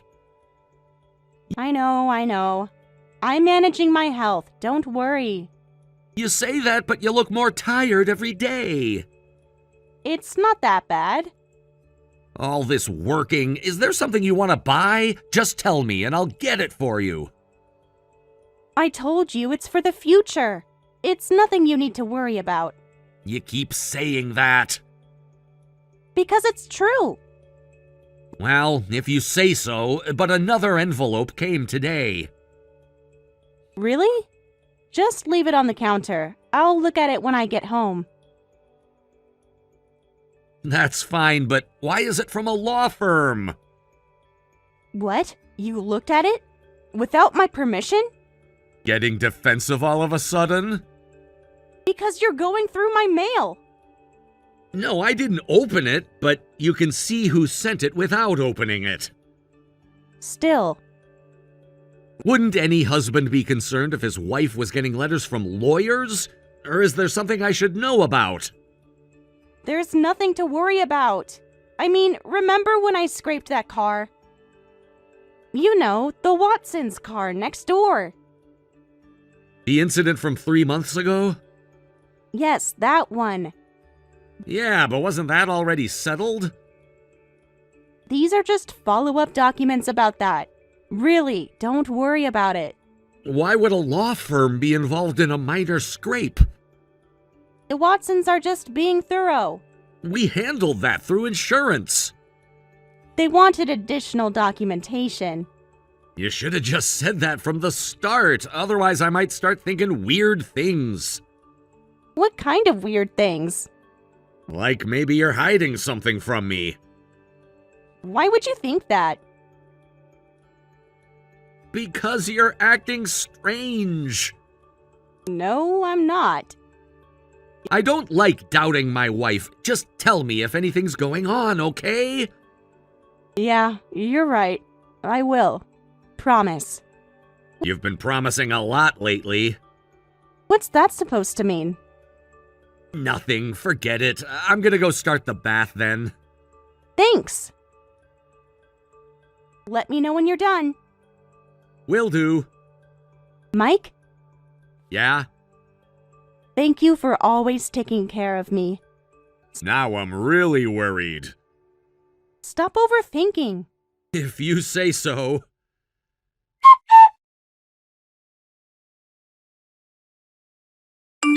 Mike, when are you coming home today? Dinner's ready. Oh, you're already home? Yeah. It's rare for me to be home before you, though. Yeah, sorry about that. No worries. I can reheat everything. Made your favorite curry. Actually, I won't be able to make it home tonight. Huh? Why not? Work? Now I'm meeting someone. This late? Who? I'm out of state, so I'll stay here tonight. Out of state? Who are you meeting? Mike? You're scaring me. Your ex-husband. What? What are you talking about? Mike is my first marriage. I don't have an ex-husband. Really? Want to stick with that story? What story? It's the truth. He's literally sitting right in front of me. This isn't funny, Mike. I'm not joking. You really think you can keep lying in this situation? There must be some mistake. There's no mistake. He's not here anymore, but I also met your son. So you really did meet him. But why? Why were you looking for my ex? You know exactly why. I really don't.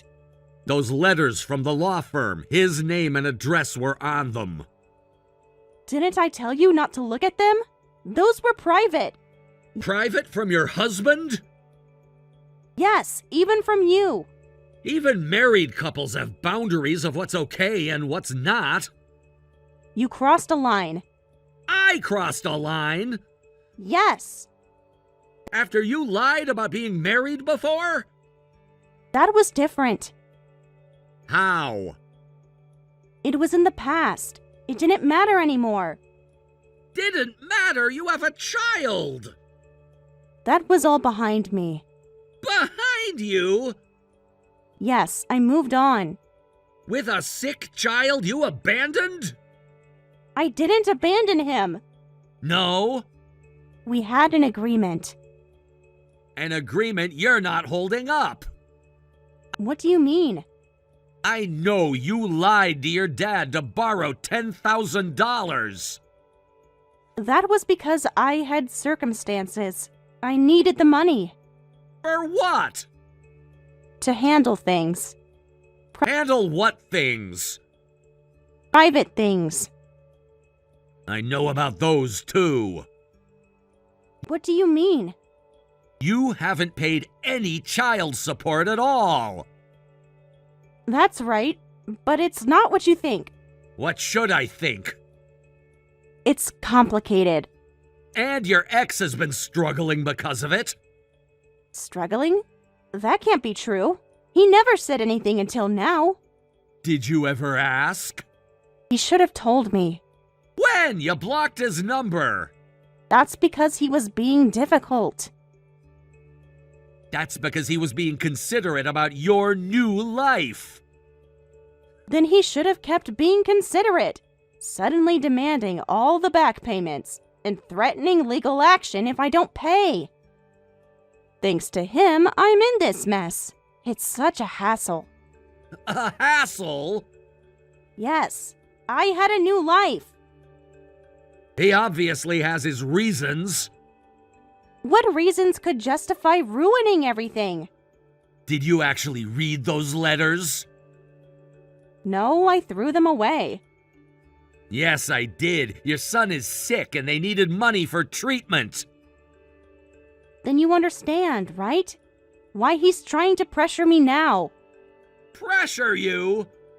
Yes, using our son to get money. Your ex hasn't done anything wrong. So you're saying I should pay? I'm happily married to you now, and my past child is getting in the way. Getting in the way? That's your son you're talking about. I divorced right after he was born. He's practically a stranger. Besides, I got the $10,000 ready, and I started working to pay back Dad. Nobody has the right to complain. Is that why you suddenly started all these jobs? Yes, to fix this mess. You only did that because you were afraid of legal action, not for your son's sake. Who cares about the reason? The end result is the same. This is between me and my ex. You have no right to get involved. As your husband, I think I do. This has nothing to do with us. It has everything to do with us. How? Because I married you thinking I knew who you were.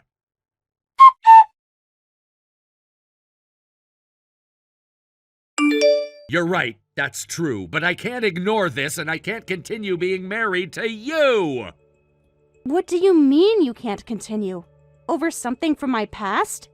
This isn't just about the past. Then what is it about? Why does it have to be like that? Is it because I hid my divorce and my child? I'll apologize for that. Will you? Yes, I'm sorry I didn't tell you. I really am. Are you sorry you didn't tell me? Of course. Or sorry you got caught? That's not fair. Isn't it? I was going to tell you. When? When the time was right. And when would that be?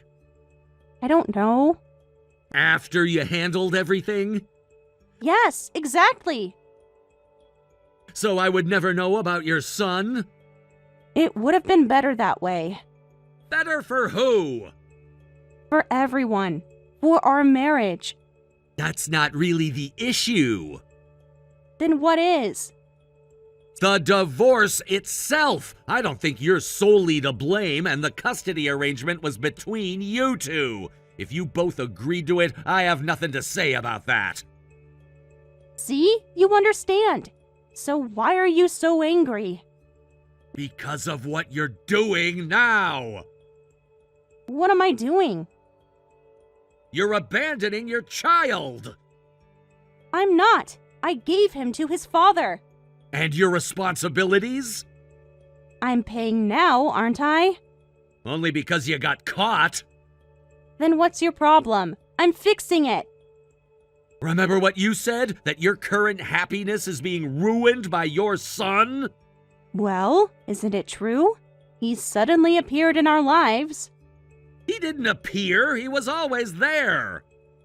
But we were happy without him.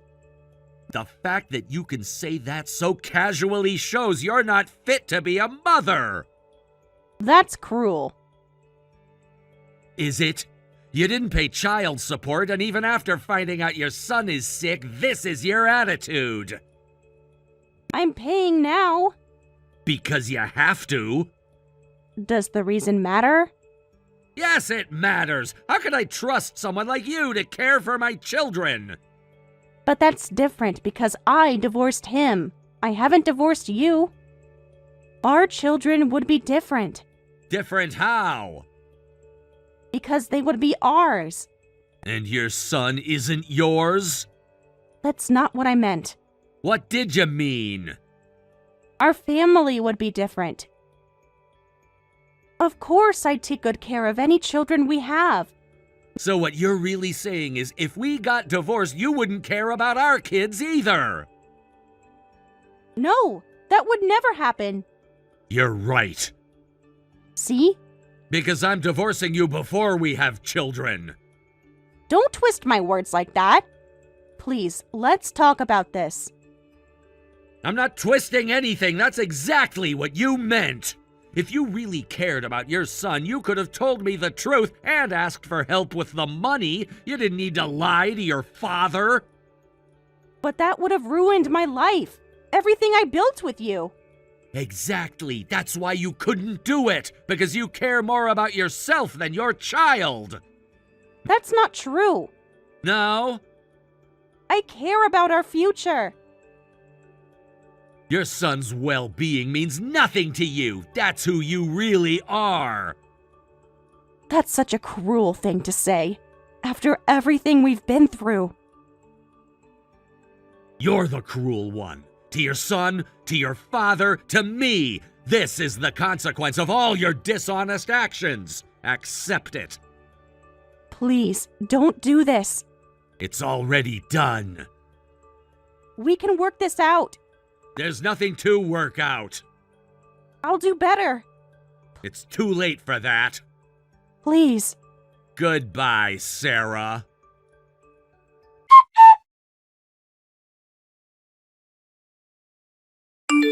Mike, please answer my calls. We need to talk about this. There's nothing to talk about. You can't just end things like this. Watch me.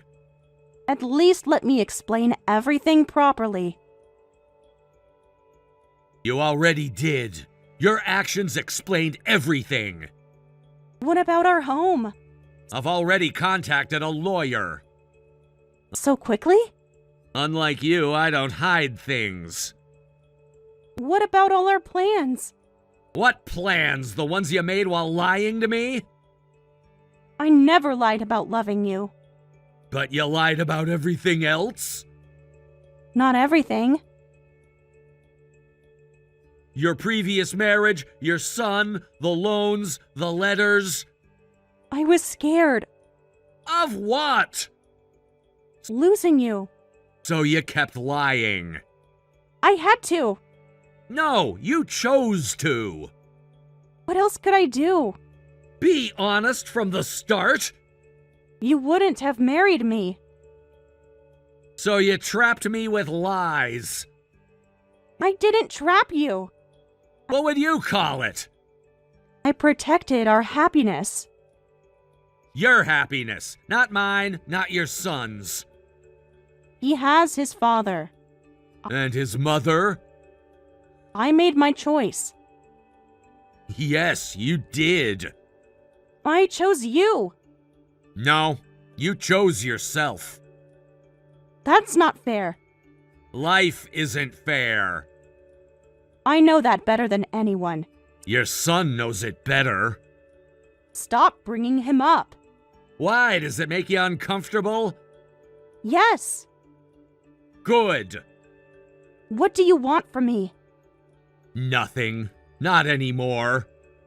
There must be something. Just get help. What? Professional help. I'm not crazy. No, just selfish. Is that what his father told you? He didn't have to. Then why are you doing this? Because it's right. Right for who? Everyone. Not for me. That's the problem. What is? That's all you think about.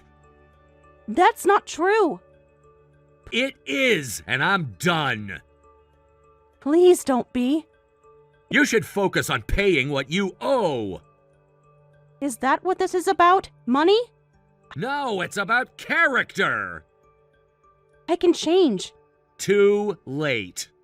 It's never too late. It is for us.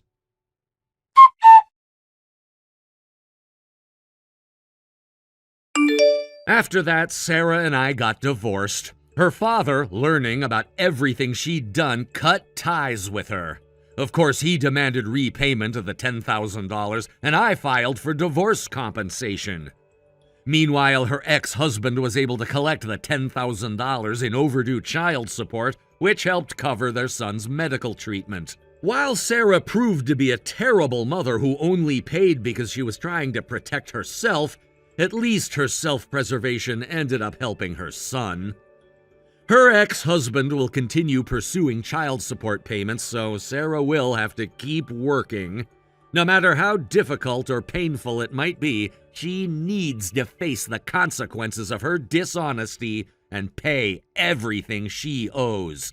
That's the least she can do to make amends. Thank you for watching. Don't forget to hit the like button and subscribe to the channel. Can you come home early today? I need to talk to you about something. It's important. If you have something to say, just say it now. It's about our finances. I'd rather discuss it in person. I've got a lot going on. You said that yesterday, too. And the day before. Work is crazy right now. Are you staying late at work again? Yeah, busy with the quarterly reports. That's what you said last quarter, too. What's that supposed to mean? Then text it to me and I'll read it later and reply. I want to talk about money. Money? What money are you talking about exactly? You know exactly what I'm talking about. The credit card bills came in. Is one of your parents in trouble or something? An inheritance issue, maybe? Stop deflecting. No, I'm talking about our living expenses. That's it? What about our living expenses? Remember last month when you promised to stick to the budget? And the month before? And the month before that? Are we really doing this again? The monthly statements are concerning me. Do you even realize how much you're spending every month? You have no idea how much we spend as a couple each month, do you? How would I know that? I'm just using my allowance. Are you sure about that? Because the numbers tell a different story. Managing that is your job, isn't it? No, it's our job. We agreed on this when we got married. So you're saying the household finances are entirely my responsibility? You're better at managing money than I am. That doesn't mean you can just ignore it. Didn't you just say you're only using your allowance? How much do you think your credit card bill is this month? Like $1,000, maybe? You really think so? Want to check the statement together? What do you mean? Try $5,600. What? Did I really spend that much? I can forward you the statement if you don't believe me. Want me to break it down? But hey, I bought some household supplies too, and I got some new clothes. $800 at the electronics store is household supplies. $400 at that boutique downtown is new clothes. I needed a new tablet for work. The company didn't provide one? I might have thrown the receipts away. In what world is that allowance spending? I'm really trying my best to stay within my allowance. Your best is $4,600 over budget? That's more than your monthly salary. But you know, life happens and you need stuff sometimes. Like what exactly? The 3 restaurant charges last week? The hotel booking? I'm not wasting money. It's all necessary expenses. You've got to be kidding me. Even if you include groceries, it wouldn't be $5,600. I'm the one paying for most things for the house anyway. You don't need to track every penny I spend. Clearly, I do. The $5,600 was your personal spending, wasn't it? Do you not realize how ridiculous this is? But babe, we're a dual-income household. That's not the point, and you know it. We agreed on a budget. Together we make like $160,000 a year. $5,600 is nothing compared to that. Most of which I earn. It's not nothing. That's why I'm mad. I give you a generous $1,000 allowance every month. Maybe we should increase it? After this, we agreed you'd manage with that. Just because I don't say anything when you go a little over doesn't mean this is okay. This is way overboard. You're right. I spent a little too much last month. It's not just a little, and it's not just last month. I'll be more conservative this month. You said that last month too, and the month before. So don't be mad. Do you really understand? Saying you'll pay me back doesn't make it okay. I said I'll be more careful. What does more careful mean to you exactly? Because you say that every time. Jeez, Emily, you're so persistent and nagging. Don't change the subject. This is about your spending. Let me guess, me spending money stresses you out? Obviously. I work hard for our savings too, while you just blow through it. Even at home, you're always nagging me to do this or that. We don't need to make a big deal out of money. $5,600 is a big deal. That's 2 months of your salary. Can't you just remind me nicely? I've tried that. I'm mad because you don't listen when I do remind you nicely. And at home, you leave me to do all the housework. I help sometimes. When? Last month? Would it kill you to do a few things yourself? Okay, I get it already. You're really turning into a nagging grandma. And you're turning into an irresponsible teenager. Except teenagers usually spend their own money. Remember what it was like when we got married? It's only been 2 years, but you've changed so much. That's my line. You used to be so much more responsible. What happened to the man I married? I'm still the same person. The credit card bills say otherwise.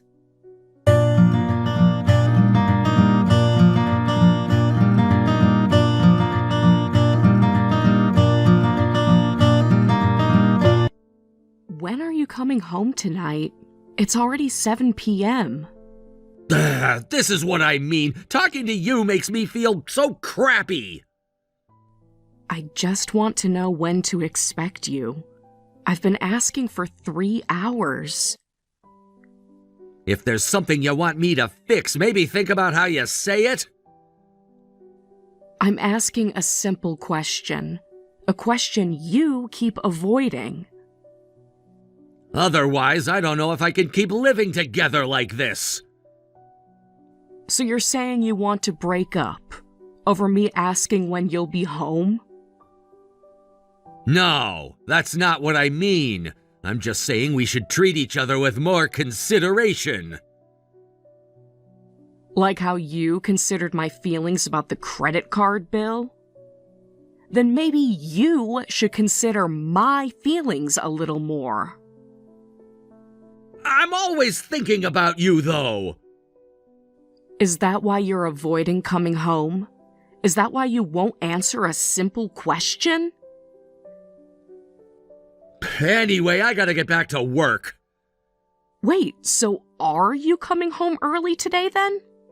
David! We already talked about it, so I don't need to rush home. It's already 8 p.m. How much longer? The trains stop at midnight. Oh, and I don't need dinner, so eat without me. You could have told me earlier. I already made food. I waited for you. Just save it for tomorrow. Like the food from yesterday and the day before? When are you coming home? By the last train. That's past midnight. What kind of work takes this long? Every single night? Important client meeting.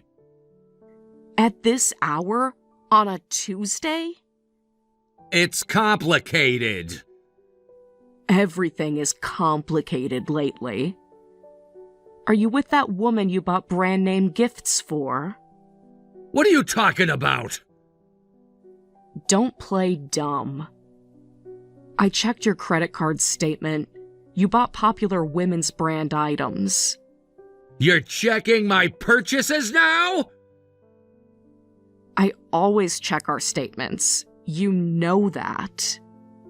Looks like you go to restaurants together a lot too, and stayed at a pretty pricey hotel last month. Are you spying on me? I manage our finances, remember? Or did you forget that too? The same finances you're draining. You're spending money on some woman, aren't you? Your imagination is running wild. Then explain the purchases. The designer bag? The jewelry? I buy brand name stuff for myself sometimes too. Women's sizes? Women's perfume? I go to restaurants and hotels too. With who? Business meetings at midnight? But I don't go alone, you know. Obviously not. The receipts make that clear. The hotel was for a business trip. On a Sunday? At a boutique hotel? I wasn't the one staying there. So who was? Your client? I just had to pay for it up front. For who? Answer me. I already got reimbursed by my company. Then give me that reimbursement money. Show me the paperwork. Oh, I already spent that without realizing it. On more gifts? More hotel stays? sorry. I'll make sure to give it to you next time. Do you really think that excuse works? Do you think I'm stupid? It's not an excuse. I'm just telling you the truth. Oh, really? Then show me the company reimbursement forms. Then can you swear you're not having an affair? I'm married to you! That's not an answer. Just say it. Say you're not having an affair. Why would I need to cheat when I have you? That's what I'd like to know, but you're not denying it. Calm down, Emily. Don't tell me to calm down. Not when I found women's jewelry receipts. You're imagining an affair just based on credit card charges. The charges tell quite a story. Late-night hotel stays, expensive restaurants, designer gifts. I'm saying this because your spending is clearly suspicious. I warned you about your credit card spending, but it's still not fixed. Money doesn't grow on trees, you know. I know that! I'm working hard to earn it! By staying out late working at hotels. Get off my case already! You think I don't notice anything, huh? The late nights, the secret phone calls, the mysterious expenses? Let's not do this. No, let's do this now, while we're being honest.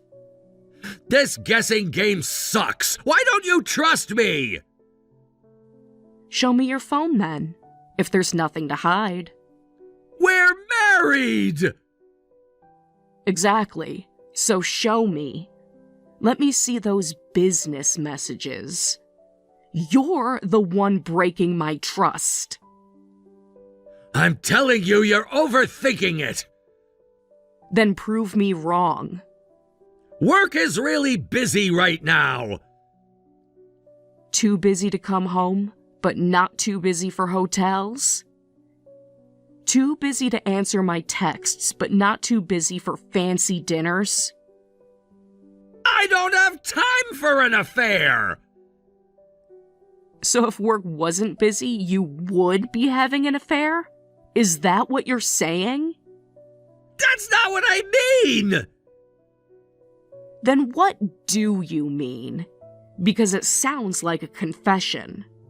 I'm definitely not cheating, okay? Prove it. Show me the messages. Show me the receipts. Fine, whatever.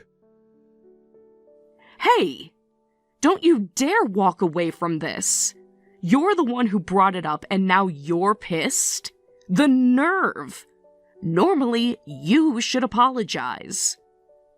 Why should I apologize? Do you have any proof I'm cheating? Besides the receipts? Besides the late nights? Besides the lies? No, so I guess you're in the wrong here. The gifts? The hotel stays? The women's clothing? The jewelry? I'm sorry. Happy now? You're really not sincere at all. That's the best you can do? You too. What did I do wrong exactly? Trust my husband? Work hard for our future? I only suspected cheating because I care about you. Some way of showing it. By spending our savings on another woman? I'll overlook it this time. Overlook what exactly? My suspicious behavior? But don't say stupid things like this again. Stupid things like the truth? There won't be a next time. What? What does that mean? So you were cheating. I knew it. You're still denying it? After that slip? You can't talk your way out of it this time. Your mistress came to the house.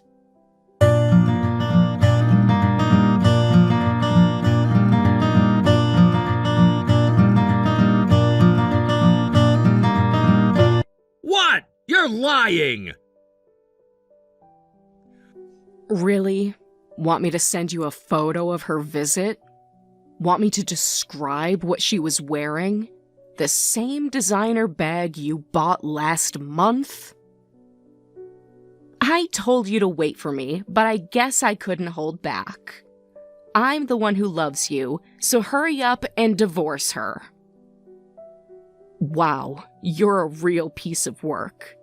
Silent now, David? No more excuses? I'm sorry. I've made up my mind. About what exactly? Which lie to tell next? Emily, let's break up. Just like that? After 2 years of marriage? After all the lies? My younger girlfriend is pregnant, 5 months along. Oh, so you knew. For how long? When were you planning to tell me? Look, it just happened. 5 months isn't just happened. That's almost half a year of lying. Half a year of sneaking around. Then it's settled. We're getting divorced. Oh, now you're decisive. Now you can make a clear decision? I feel bad, but you need to move out. Excuse me? Did you just tell me to move out? I'm gonna live here with my girlfriend. Huh? You're the one who moved out? Or did you forget that too? What are you talking about? Your girlfriend already took your stuff. All of it. She what? She came with a friend's car and took everything you regularly use. Your clothes, your games, your computer. Everything but the furniture. When did this happen? Right after she visited. You didn't know? She seemed pretty confident about it. Said you agreed to it. What? And she said to send the rest later. She left a paper with the address. Very organized, your girlfriend. She didn't tell me any of this. Communication problems already. That's not a good sign. It's a pain, but I'd rather not have you come to the house, so I'll send it cash on delivery. Hang on a second. This is moving too fast. We need to talk about this. I was planning to keep living here after the divorce. Excuse me? Why? Can't you live with your girlfriend? The one you're having a baby with? Well, about that. I bought this condo in the first place. That's why I was planning to keep it in the divorce settlement. Remember when I bought it? Before we were even married? Won't it be too painful for you to live alone in the condo you shared with your ex?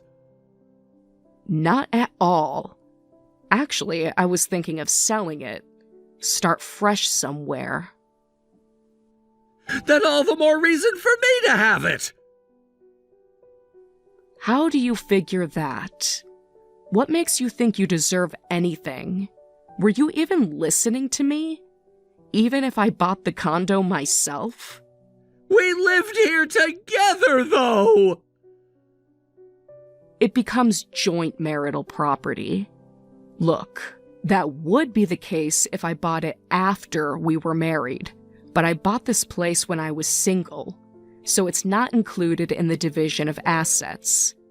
I already checked with a lawyer. Wait, really? Yes, check with a lawyer if you don't believe me. though you might want to save that money for child support. Fine, then I'll take cash instead. How much do I get? Well, we've been married 2 years, and in that time we saved about $160,000. So I get $80,000 then. What are you talking about? You think you deserve half? After what you did? You're also paying alimony for cheating. You don't have any savings, do you? I have some. Really? Where? In the same place as those company reimbursements? How much are you planning to take from me? 80,000 sounds about right. For the alimony, I mean. No way! Why do I have to pay $80,000? Think of it as payback for all the money you spent on her.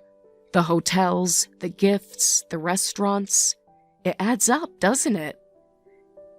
There's no set amount for alimony. I'm asking for $80,000, and whether I lower it depends on our discussion and your attitude. $80,000 is impossible! I have a kid on the way too! There's gonna be so many expenses! That has nothing to do with me. You should have thought about that before the affair, before spending our savings on her. You're not hurting for cash, right? You make good money! I won't even have a place to live! Well, that's because you had an affair. You made your choices. Every hotel stay was a choice. Every gift was a choice. Every lie was a choice. Anyway, I'm going to talk to a lawyer, so let's discuss the divorce and money soon. What about Friday night this week for the divorce talk? I'll check with the lawyer first. I want everything documented. Can we do it now? Obviously not. You're not at home? Are you still at work? Yeah, I came back to my parents' house, where I should have stayed. Then let's meet near your parents' place. I'll come to you. No way. I don't want to see you. I can't call a lawyer on short notice. We don't need a lawyer, do we? We can work this out ourselves. After everything you've done, yes, we do. I don't trust you anymore. You don't want to meet? Just the two of us? Plus, I don't want to argue about who said what later. Everything needs to be documented. I want to talk with you, Emily. That's why I said let's talk another day, with lawyers present. Not about money and stuff. I want to discuss if we should really get divorced. Huh? Are you serious right now? You're leaving me because your young mistress is pregnant, right? Or did you forget that part? I'm getting cold feet about divorcing you. Well, too bad. I don't know what happened. She's being difficult about everything. Of course she is. She's pregnant with your child. But I have no choice but to divorce a cheating husband. Even if you say you don't want a divorce, I'm going through with it. I finally realized how much you supported me, Toby. Oh, really? Just now? After getting caught? You married me when I was only making $36,000. You did all the housework.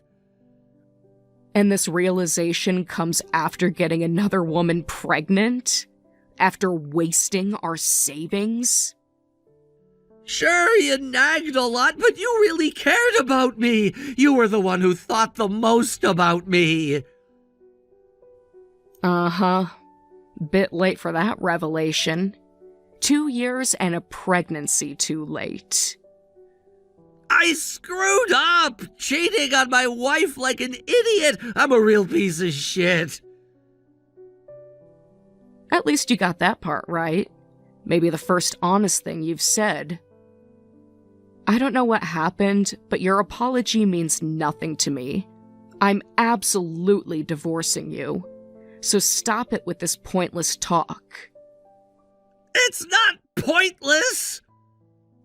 It absolutely is. You made your choice months ago. Our lives are on the line here! Your life, maybe.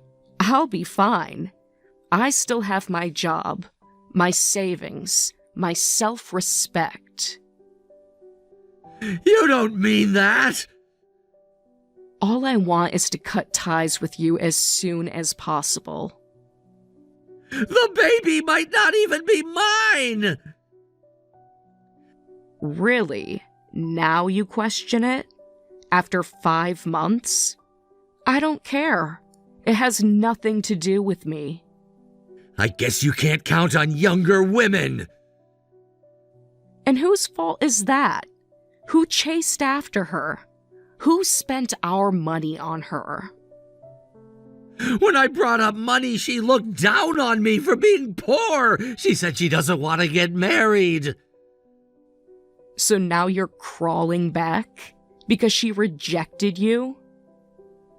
I made up my mind to get divorced, but then she said to just pay child support! How convenient for her. Got all the gifts, got the baby, now just wants the money. Did you brag about being rich to her or something? Mention living in a high-rise condo? Are you seriously trying to blame me for this? For your affair? With my own stuff! I had never said anything like that, though!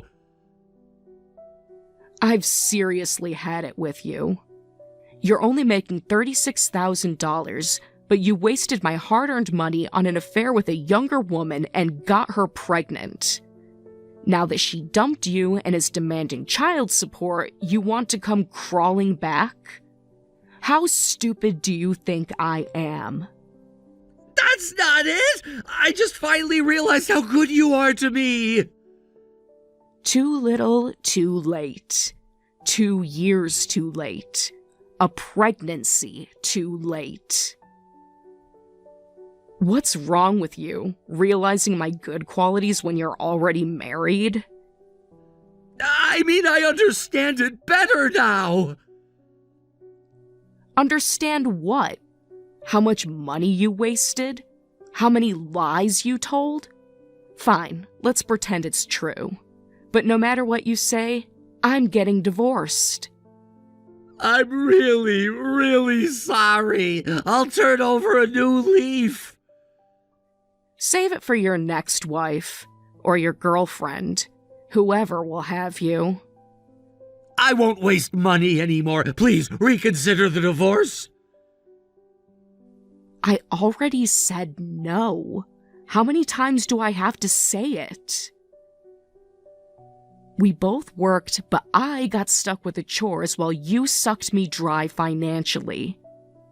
I hoped you'd go back to being the hardworking David from when we got married.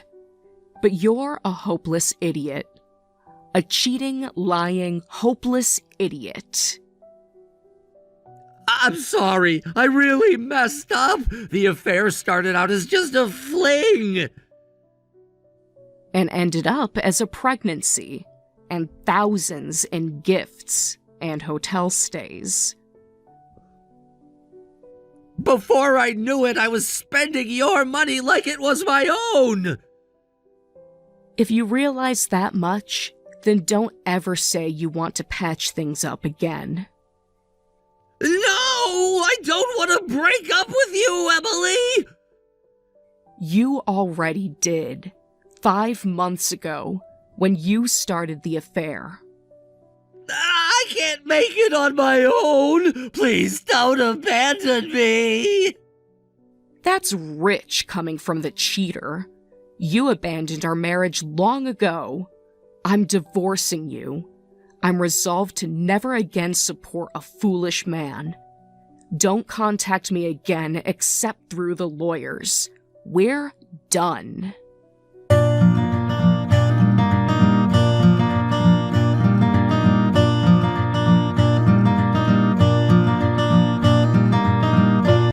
After that, I divorced my husband and got $60,000 in alimony.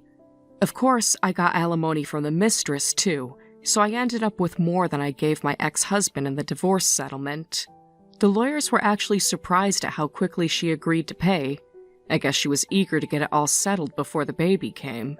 Apparently, my ex-husband and his mistress are now fighting over child support. The last I heard, they can't even agree on the terms of a DNA test. He wants it done immediately after birth, but she's insisting on waiting a few months.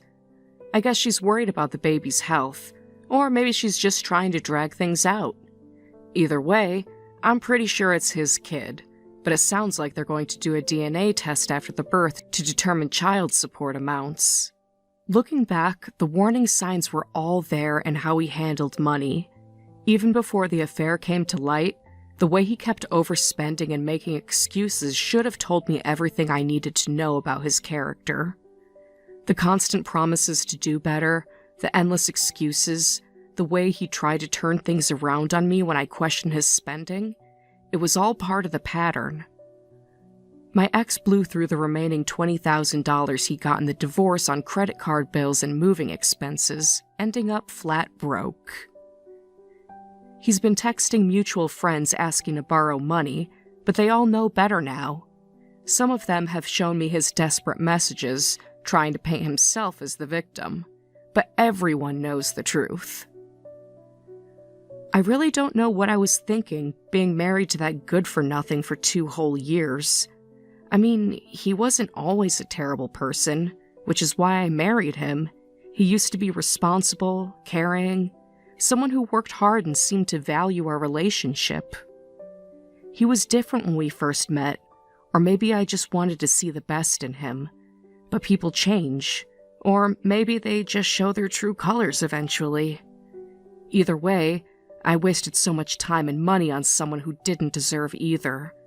It was an expensive lesson, but I'll be careful not to repeat it. Some friends have tried to set me up on dates already, but I'm not interested. A few have even suggested I try dating someone more financially successful this time, but that's missing the point entirely. Money wasn't the real problem, trust was. Freshly divorced, I have no intention of dating or remarrying anytime soon. Right now, I just want to nurse my wounded heart and focus on myself. I've started taking some finance courses. Might as well put my experience managing money to good use in my career. My mom says I'm too young to give up on love, but I'm not giving up. I'm just taking time to heal. I won't bounce back right away, but that's okay. Some days are harder than others. Sometimes I still get angry thinking about all the lies, all the wasted time, but I'm learning to let it go. I hope to slowly gain more life experience, rebuild my trust in relationships, and maybe find someone who actually deserves it.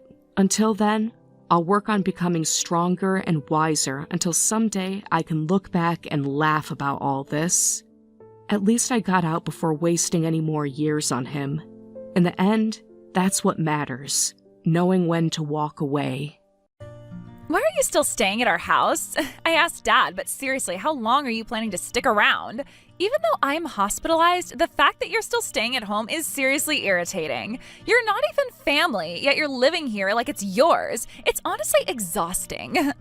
June, how's your health? Are you doing okay? I heard the surgery schedule's been decided. I know the cost is going to be pretty high, but don't worry. I'm going to support you with everything I've got, okay? Huh? What's with that reaction? Get over yourself already. You're just a stepmother. You're acting like you're some sort of real parent. But let me make one thing clear. Not even once have I ever thought of you as family. This isn't something you should be saying under these circumstances. I'm genuinely concerned about you, you know? Hearing that from a woman who cozies up to Dad just to swindle money out of him sounds so fake, it's laughable. Swindle money? Are you still on about that? We've been living together for 3 years now, haven't we? Even I've developed feelings for you in my own way.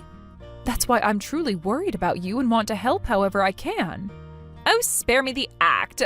I've already heard everything from Dad, okay? He told me it's your fault that his company went under. Sure, things might be rough now, but Dad still thinks about me first. He said he'd make sure I can have any surgery I need. Wait, what are you even talking about? Your dad's company had already gone under before I even met him. And that's also because of you. Thanks to you, Dad is super unhappy now, and it's all your fault. Did Davis really tell you that? I think there's some misunderstandings here. Are you sure you didn't mishear something, June? As if I'd mishear that. You're just a trashy woman making Dad miserable. Get out already. Let me talk to Dad about this. Please calm down. I'll get back to you once I've sorted things out.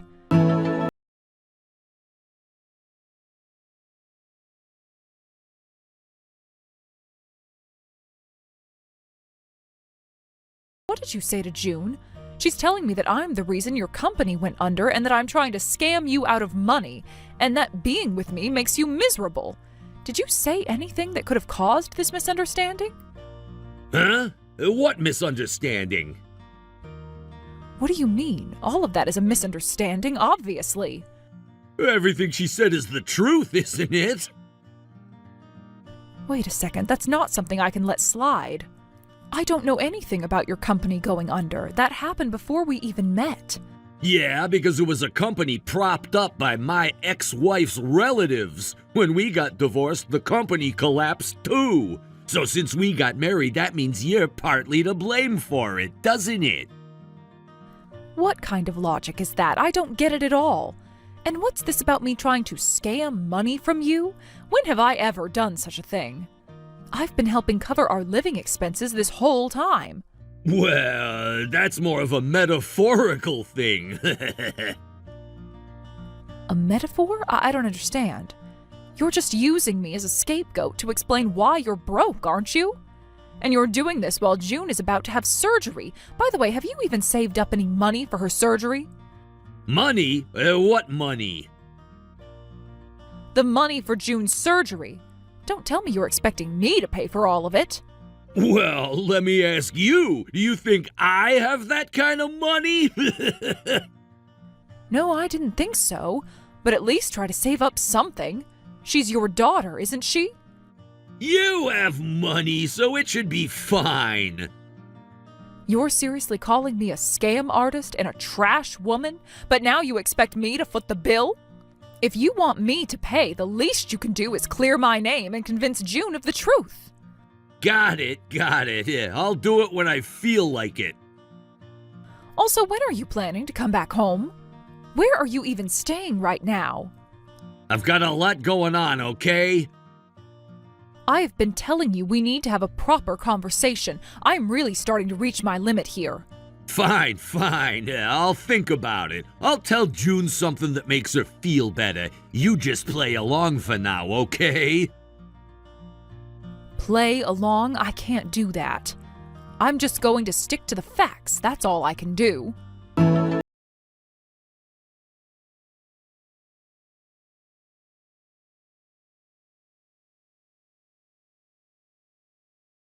The house been cleaned up yet? Make sure you throw out all your stuff too, all right? Wait, cleaning up the house? What are you talking about? And what do you mean by my stuff? I'm talking about your belongings, duh. When are you going to leave? Make sure you're out before I'm admitted to the hospital, all right? You want me to leave? Are you serious right now? Didn't you talk this over with your dad? Oh, I talked to him. And guess what? After our chat, it's clear that you're no longer needed in our family. You're basically garbage to us. What on earth are you talking about? Dad said you tricked him. He wanted to pay for my surgery, but all his money has been drained by you. He said he's only been putting up with you because he has no other choice and has to rely on you to foot the bill. Honestly, it's pathetic. What kind of scumbag are you? Hold on a second. You're not seriously believing all of that, are you? Of course I believe it. Why wouldn't I believe my dad, you lying piece of trash? You've got to stop this. Calm down and try to think clearly for once. Do you really believe I'd do something like that? I understand wanting to trust your father, but after everything that's happened, don't you see how wrong this all sounds? I don't care what you think. Just pack up and get out. I don't want to see your face anymore. If you're still here when I get out of the hospital, I will personally make sure you're gone. That's enough. The way you're talking is cruel. If you keep this up, you're going to regret it later. Regret? The only one who's going to regret anything is you. Your days of leeching off me and Dad are over. Didn't you say you saw me as your own daughter? Of course I did. We've lived together for 3 years. I've been doing everything I can to build a good relationship with you. Well, guess what? I never thought of you as family. Not even once. Seriously, who even are you? You're just some random stepmother. I've never acknowledged you as my family and never will. Make sure you're out of here before my surgery is over. If you're not gone when I'm discharged, I'm going to lose it. All right, fine. If you're going to be this hostile, I don't have a choice. But since you're telling me to leave, I hope you figured out where you're going to stay. Excuse me? What are you rambling on about? Just take your stuff and disappear already. Okay, well, good luck with your surgery. I hope everything goes smoothly. That is, if the surgery even happens.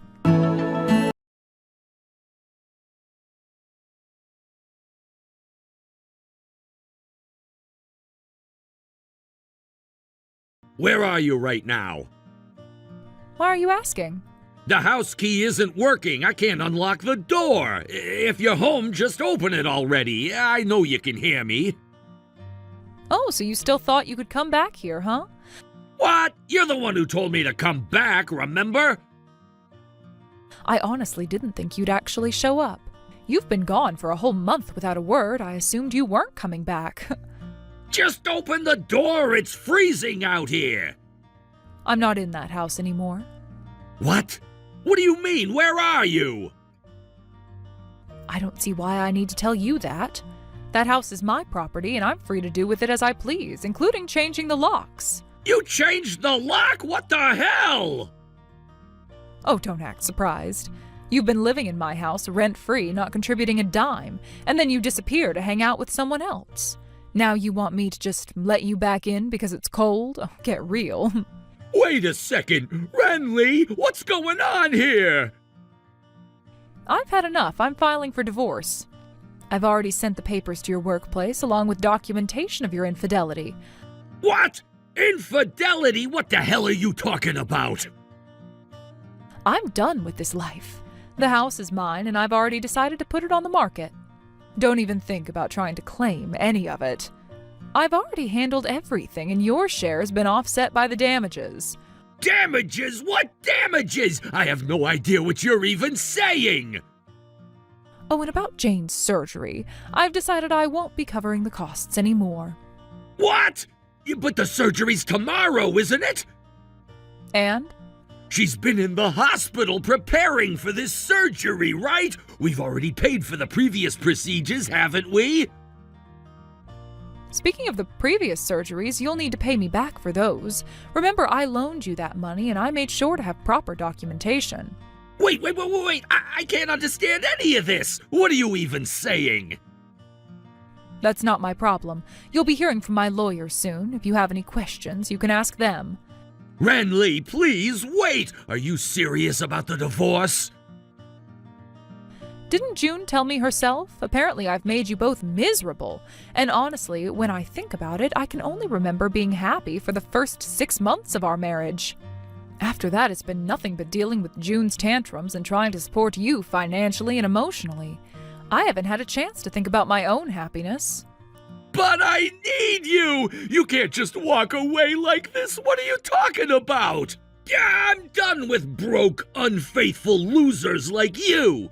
Goodbye. Oh, and do give my regards to your daughter. Just know I'll be collecting every penny you owe me. Be ready for that.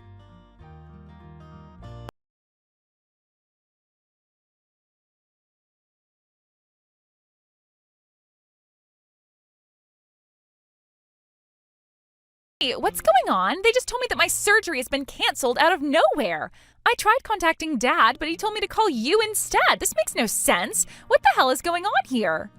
I'll make it simple for you. I'm not paying 5 million yen for your surgery anymore. What? Oh, don't tell me you still believed your father was going to pay for it. Did you honestly think your dad was the kind of person who'd cover the cost of your surgery? Well, yeah, of course I did, isn't he? Ugh, you're wrong, completely wrong. Every single time before this, I was the one paying. You said you wanted to fix the scars from that car accident when you were little because they made you feel insecure as a woman. I wanted to support you, so I paid for all of it, every procedure. But this time, I've decided I'm not doing it anymore. Wait, are you saying you've been paying for all of this up until now? Yes, that's exactly what I'm saying. I've told you this before, too. Whatever lies your father has been feeding you, I've never lied to you, not even once. The one who's been deceiving you is your father. So you're saying you've paid for all of my surgeries, every single one? That's right. But here's something else you probably didn't know. After discussing it with Davis, the debt is actually under your name. What? Debt? Of course. This isn't some small sum of money I could just casually hand over. With interest, I planned to have you repay it later in life. But this time I'm not paying a yen more. The surgery's been canceled. You're canceling it? Do you have any idea how much this surgery means to me? My whole future depends on it. My entire life is on the line here. Listen to me, a person's life isn't determined by their appearance. Your scars are barely noticeable now. They're practically invisible. Your looks are perfectly fine just the way they are. What? There is absolutely no need for full-body plastic surgery. That's just my opinion, of course, and it's your decision at the end of the day. But I have no obligation to pay for it anymore. And since I'm no longer part of your life, this is where I step back. What do you mean, no longer part of my life? It's exactly what it sounds like. I'm divorcing your father, which makes us strangers. Congratulations, right? You've always wanted the stranger to leave, haven't you? Wait, hold on. What? You're divorcing him now? And you're doing it without even paying for my surgery? That's way too cruel. Oh, and by the way, while you've been so insistent that I leave, you and your father will need to leave too. What are you talking about? Why would we have to leave? That house, I've decided to sell it. What? That's right. It's my house, originally my mother's house, actually. When you and Davis moved in, I allowed it because it was convenient for us all.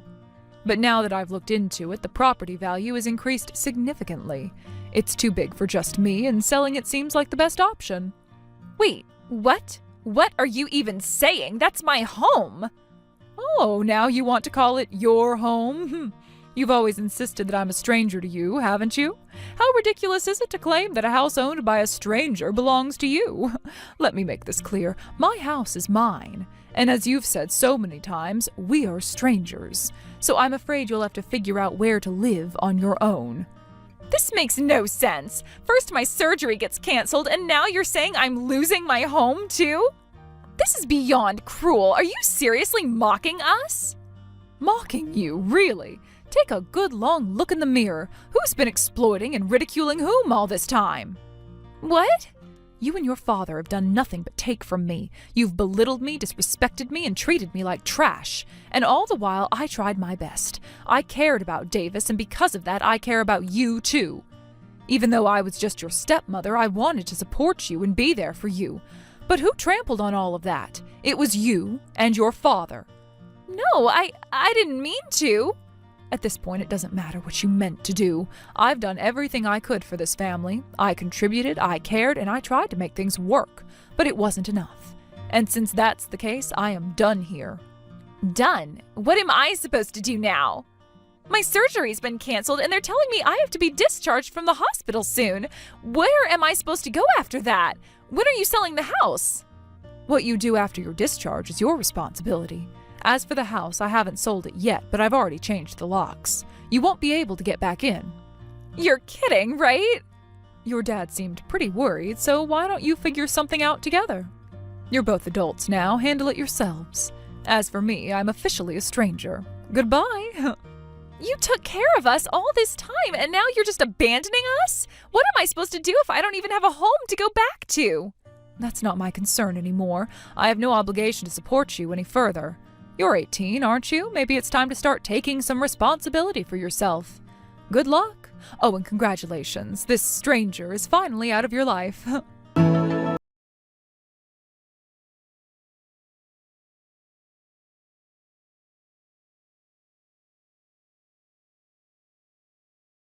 Finally, I'd like to talk to you for a bit. Is that okay? There's nothing left for us to talk about. Please don't say that. I spoke with Dad. I finally realized that I misunderstood everything, so I just want to apologize. Could you come back home? Let's meet and talk directly. Dad's sorry too, and honestly, if we don't sort this out, we're in a real bind. We need to get back into the house. I refuse. Wait, why? Huh? Because I don't want to, that's why. Excuse me? After everything I'm saying here? Yeah, no, I don't care. So no thanks. Wait a second, Renly, I'm apologizing here. Dad's apologizing too, and he's genuinely reflecting on everything. Can't you at least give us a chance to talk? I misunderstood, that's all. That's all it was. Let me be blunt. Do you honestly think your apology is worth anything to me at this point? What? What are you saying? What I mean is your apology holds zero value to me now. None. And let me guess, Davis told you to contact me, didn't he? The two of you are panicking because you've got nowhere to live and no money to your name. So you thought you'd reach out to me, didn't you? Well, I'll save you some trouble. Nothing you say will change my mind.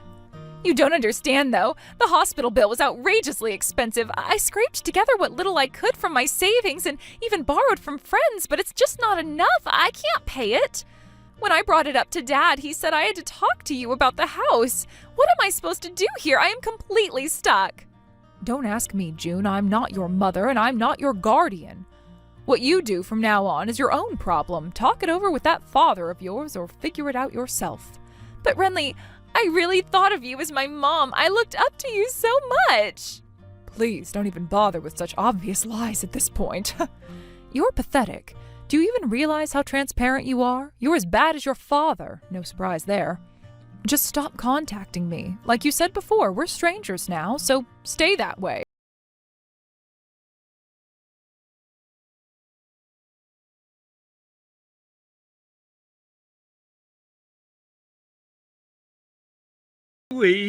I know I was wrong, but to send a certified letter and divorce papers to my workplace like that, I have no home. I've run out of money for even a cheap motel. Isn't it time to let this go? Please, forgive me.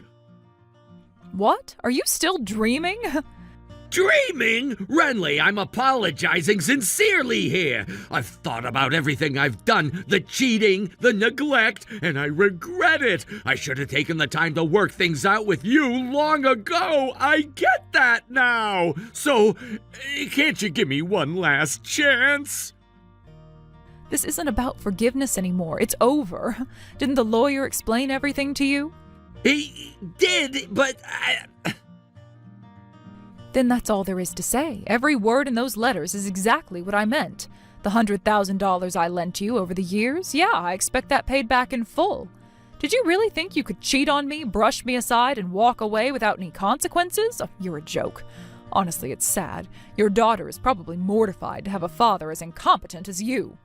I'm begging you, don't make things worse for us. Is this really about revenge? You don't need to go this far, do you? Is this some kind of cruel payback? Oh, revenge, huh? Sounds like you know exactly what you did to deserve it. If you're calling this revenge, then you must realize what you and your daughter did to me all those years ago wasn't just misunderstandings. You knew it was wrong, you just didn't care. It's not that I didn't care. It's just, No excuses, Davis. You knew, but you never tried to change. That's the saddest part about you, and guess what? None of it matters to me anymore. I couldn't care less about you or your mess. Don't contact me again. Oh, and about that loan, don't forget to pay it back. Bye now.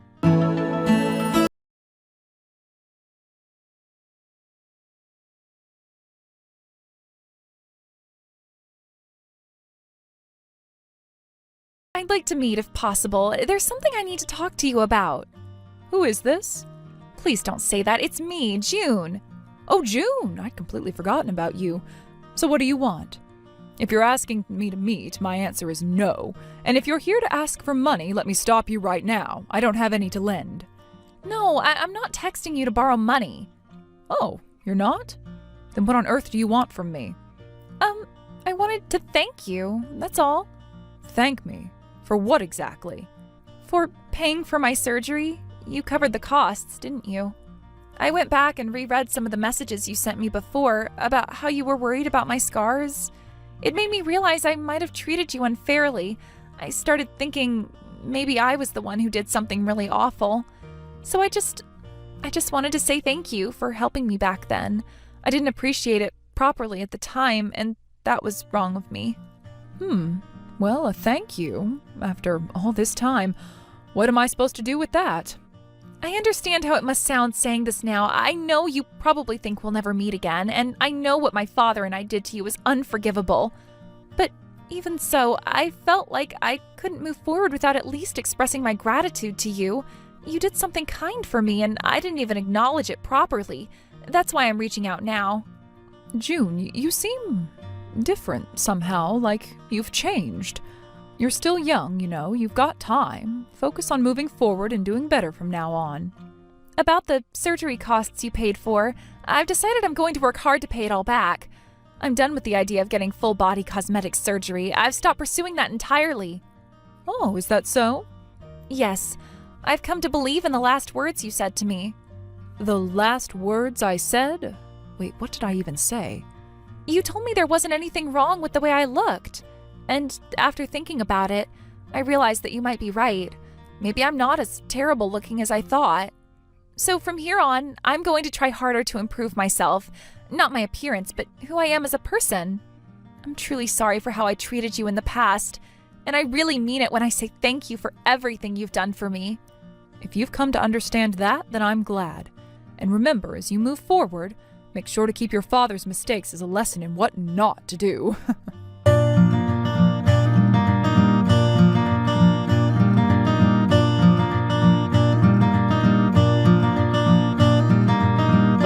I've never reached out to June myself, not because I didn't care, but because I wasn't sure what to say or how to approach her after everything that happened. Life had taken us in different directions, and there were moments when I just didn't know how to bridge the gap between us, not even with a simple message. We used to be close, sharing so many things, but things change, and sometimes the distance between people grows even when you don't want it to. However, even though I didn't make an effort to contact her, I still heard about her every now and then. It wasn't through her directly or anything personal, but I would occasionally hear little tidbits of information here and there, often from mutual acquaintances who had stayed in touch with her. These weren't detailed conversations or anything too intimate, just passing comments or a quick mention of how she was doing. And from those snippets I got the sense that she had been working really hard. In fact, it was a bit more than just working hard. The way people described it, it sounded like she was truly giving everything she had to her job. It wasn't all that surprising to me, though. I knew how determined June could be when she set her mind to something. She was always the kind of person who threw herself into whatever she did, with a focus and intensity that was hard to ignore. Whether it was her career or something else, once she committed, she would dedicate herself fully. I remember the way she used to talk about her ambitions, about how she had big dreams and plans, and I could always see that drive in her. It was one of the things that I admired about her. I think part of me had always known she'd keep pushing herself, even if we weren't in constant contact. When people told me about her, I could hear the pride in their voices. It was clear that she had made an impact, not just in her work, but in the lives of those around her. It was almost as if her efforts, her dedication, were starting to pay off. Still, it was hard not to feel a little left behind. As I heard these things, I couldn't help but reflect on where I was in my life, on how things had turned out for me. While June had thrown herself into her work, I felt like I was still stuck in a holding pattern, not really sure of where to go next or what the next step was. And even though I didn't feel resentful of her success, there was this lingering feeling of uncertainty about my own choices. It wasn't that I was unhappy for her, it was more about the contrast between where she was and where I seemed to be. The odd thing is, I never really reached out to ask her how she was doing, even when I thought about it. There was always this barrier, this space between us that made it difficult to take that first step. Maybe it was pride, maybe it was fear, or maybe it was just the realization that things were different now, and the connection we once had didn't feel like it could ever be the same again. The longer time went on without contact, the harder it felt to break that silence. I didn't want to disturb her if she was content with her life, and I didn't want to reopen old wounds if there were things she wanted to leave behind. At the same time, though, there was always a part of me that hoped she was doing okay. No matter how far apart we had grown, no matter how much time had passed, I wanted to believe that she was happy, that she was thriving in whatever she was doing. It wasn't about me needing to be a part of her life again. It was about hoping that she was finding the fulfillment she deserved, especially considering how hard she had always worked for it. Even when I heard about her success, there was still this nagging question in my mind. Did she ever think about me? Did she ever wonder what had happened between us, or if I was okay? I know it's a silly thought, but there were moments when I wondered if she ever missed our conversations, our time together. There were so many memories, some good, some bad, but they were all a part of the story of who we were.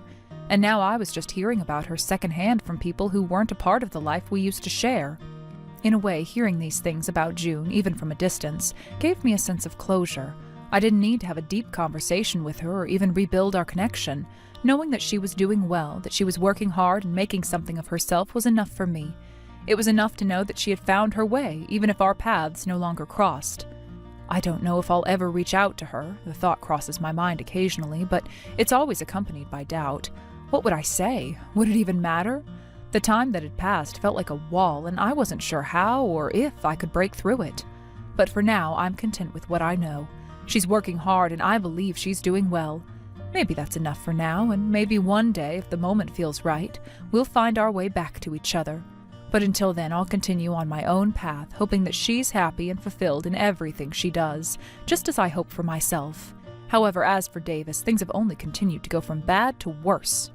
It's strange, isn't it? We have our moments of struggle, but there are some people whose lives seem to spiral uncontrollably, no matter how much they try to get things back on track. Davis is one of those people. A few years ago, he had a decent job, nothing spectacular, but enough to get by. He always seemed to be doing well on the surface, but deep down, I think he was always searching for something more, always trying to fill a void that was never truly satisfied. But it's hard to pretend everything's fine when everything is falling apart beneath you. The company he worked for eventually let him go. It wasn't really a surprise, considering his increasingly erratic behavior and the way his personal life seemed to bleed into his professional one. He had always been a bit careless, reckless even. With the choices he made, and now it was catching up with him, he couldn't hide behind the facade of stability anymore. Then, to make matters worse, there's the issue with the woman he was having an affair with. The whole situation was a mess from the start, a ticking time bomb that was bound to explode. Her husband found out, and it wasn't just a matter of betrayal. It turned into a full-blown legal battle. The man filed a lawsuit accusing Davis of causing harm and emotional distress. Davis didn't take it seriously at first. After all, he thought he could get away with it, as he often did with things. But now it's something he can't ignore. The weight of the legal pressure, combined with his professional downfall, seems to be taking its toll on him. Now he's buried under a mountain of debt, struggling to pay back loans and facing the consequences of his actions. His financial situation is a nightmare, and it's not like there's any clear path for him to escape it.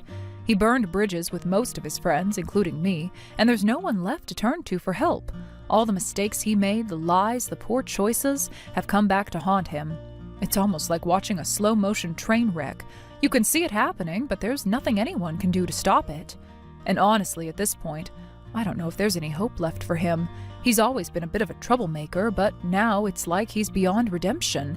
Every time I hear about his situation, it's like one bad thing after another. There's no moment of relief, no glimpse of light at the end of the tunnel. It's all just darkness for him right now, and it's hard to see how he'll ever get out of it. It's strange, though. Part of me feels a little sorry for him. I've known Davis for a long time, and while he's made some terrible decisions, I never thought it would end like this. But then again, I also can't help but feel a little frustrated with him. After all, this is the result of his own choices. He could have chosen a different path, could have made better decisions, but he didn't. Instead, he let his greed, his selfishness, and his inability to think things through control his life. Now he's reaping what he sowed, and it's painful to watch.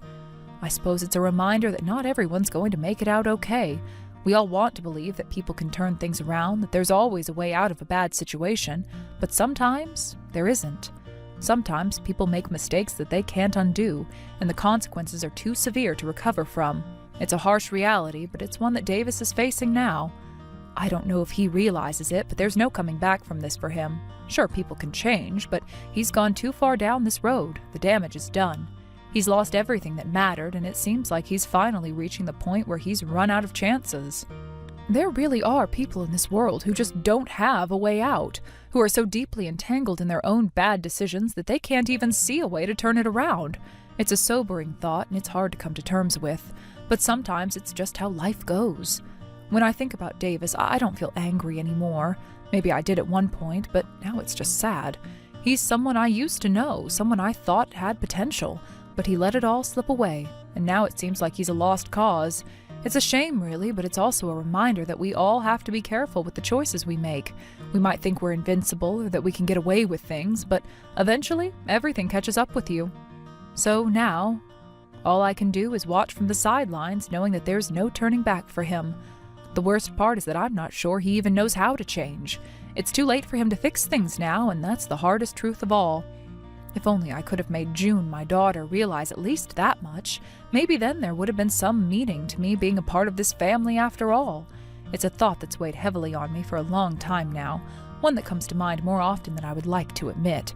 It's strange how parents, we can devote so much of our lives to raising our children, trying to give them everything we can, and yet there are times when we feel like we've failed in some way, like all our efforts, all our sacrifices have been in vain. I've always believed that family is important, that it's the foundation upon which everything else is built. But there are moments when I wonder if I really made an impact on June's life. Was I able to guide her in the right direction? Did I teach her the things that really mattered? Or was I just a figure in the background of her life, a mere placeholder for someone who should have been more present, more effective? I know that no parent is perfect, and I've certainly made mistakes, but I always tried to be there for her, always tried to be the kind of parent she needed. There were times when I was too harsh, times when I was too lenient, and times when I simply didn't know what to do. But through it all, my one constant thought was that I had to do my best for her, that she was the one thing that mattered most. But as I reflect on all of this, I can't help but wonder if I was ever really able to reach her. I've watched her grow up, seen her make her own decisions, and sometimes I can't help but feel like I've been on the sidelines, unable to help her in the ways I thought I would. There are times when she seems so distant, so far removed from the person I hoped she would become. It's not that I don't see the good in her. She's strong, independent, and capable of so much. She has her own dreams and aspirations, and she's going after them with a determination that reminds me so much of myself when I was her age. But still, I wonder if I did enough to show her how to navigate the complexities of life. Life isn't always about being strong or independent. It's about understanding the importance of connection, of family, and knowing when to rely on others. I wonder if I taught her that lesson, or if she has to learn it the hard way on her own. It's not easy to admit, but there are times when I feel like I failed her. I wanted to be the kind of parent who could give her everything, guidance, wisdom, love, and support, but sometimes it feels like I've given her nothing at all. I suppose it's a natural feeling for any parent to have, especially when you see your child struggle. You wonder if there was something you could have done differently, something you could have said or done to make a difference. And yet, when I look at June now, I see a woman who is so much like me in so many ways. She's strong, she's driven, and she has this incredible ability to move forward no matter what. It's a quality that I've always admired in her, but even so, I sometimes wish I had been able to be there for her more in her moments of uncertainty. I wish I could have helped her navigate the harder parts of life, the moments when she felt lost or unsure, the times when she needed guidance but wasn't sure where to find it. If only I could have made her see, really see, that family is the one thing you can always count on. It's not about always getting things right or being perfect. It's about being there for each other through all the challenges of life. If only I could have made her understand the importance of leaning on those who care about you when things get tough, instead of trying to handle everything alone. I guess in the end, it's not about me being perfect or always being the right kind of parent. It's about the love and care that I gave her, the foundation I built for her, even if I wasn't always able to express it in the right ways. Maybe, just maybe, the fact that she's out there doing her best, living her life the way she sees fit, means I did something right along the way. It's hard to see her struggle, especially knowing how much she's been through.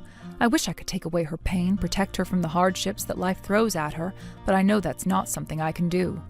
All I can do is be here for her now, support her in whatever way she needs, and hope that, in time, she'll come to see the love and care that I've always had for her, even when I couldn't always show it. I suppose if there's one thing that I've learned from all of this, it's that family is a journey, not a destination. It's not about getting everything right all the time. It's about being there, showing up, and being willing to put in the effort, no matter how difficult it gets. And maybe, just maybe, that's the one thing that will help her realize what really matters. Maybe if I can keep showing up, she'll come to understand that the meaning of family is in the support we give each other, even when we don't have all the answers. Thank you for watching and listening. We hope you enjoyed the video. Don't forget to like this video and subscribe. Also, feel free to leave a comment about what you thought of the story. We look forward to seeing you at the next story.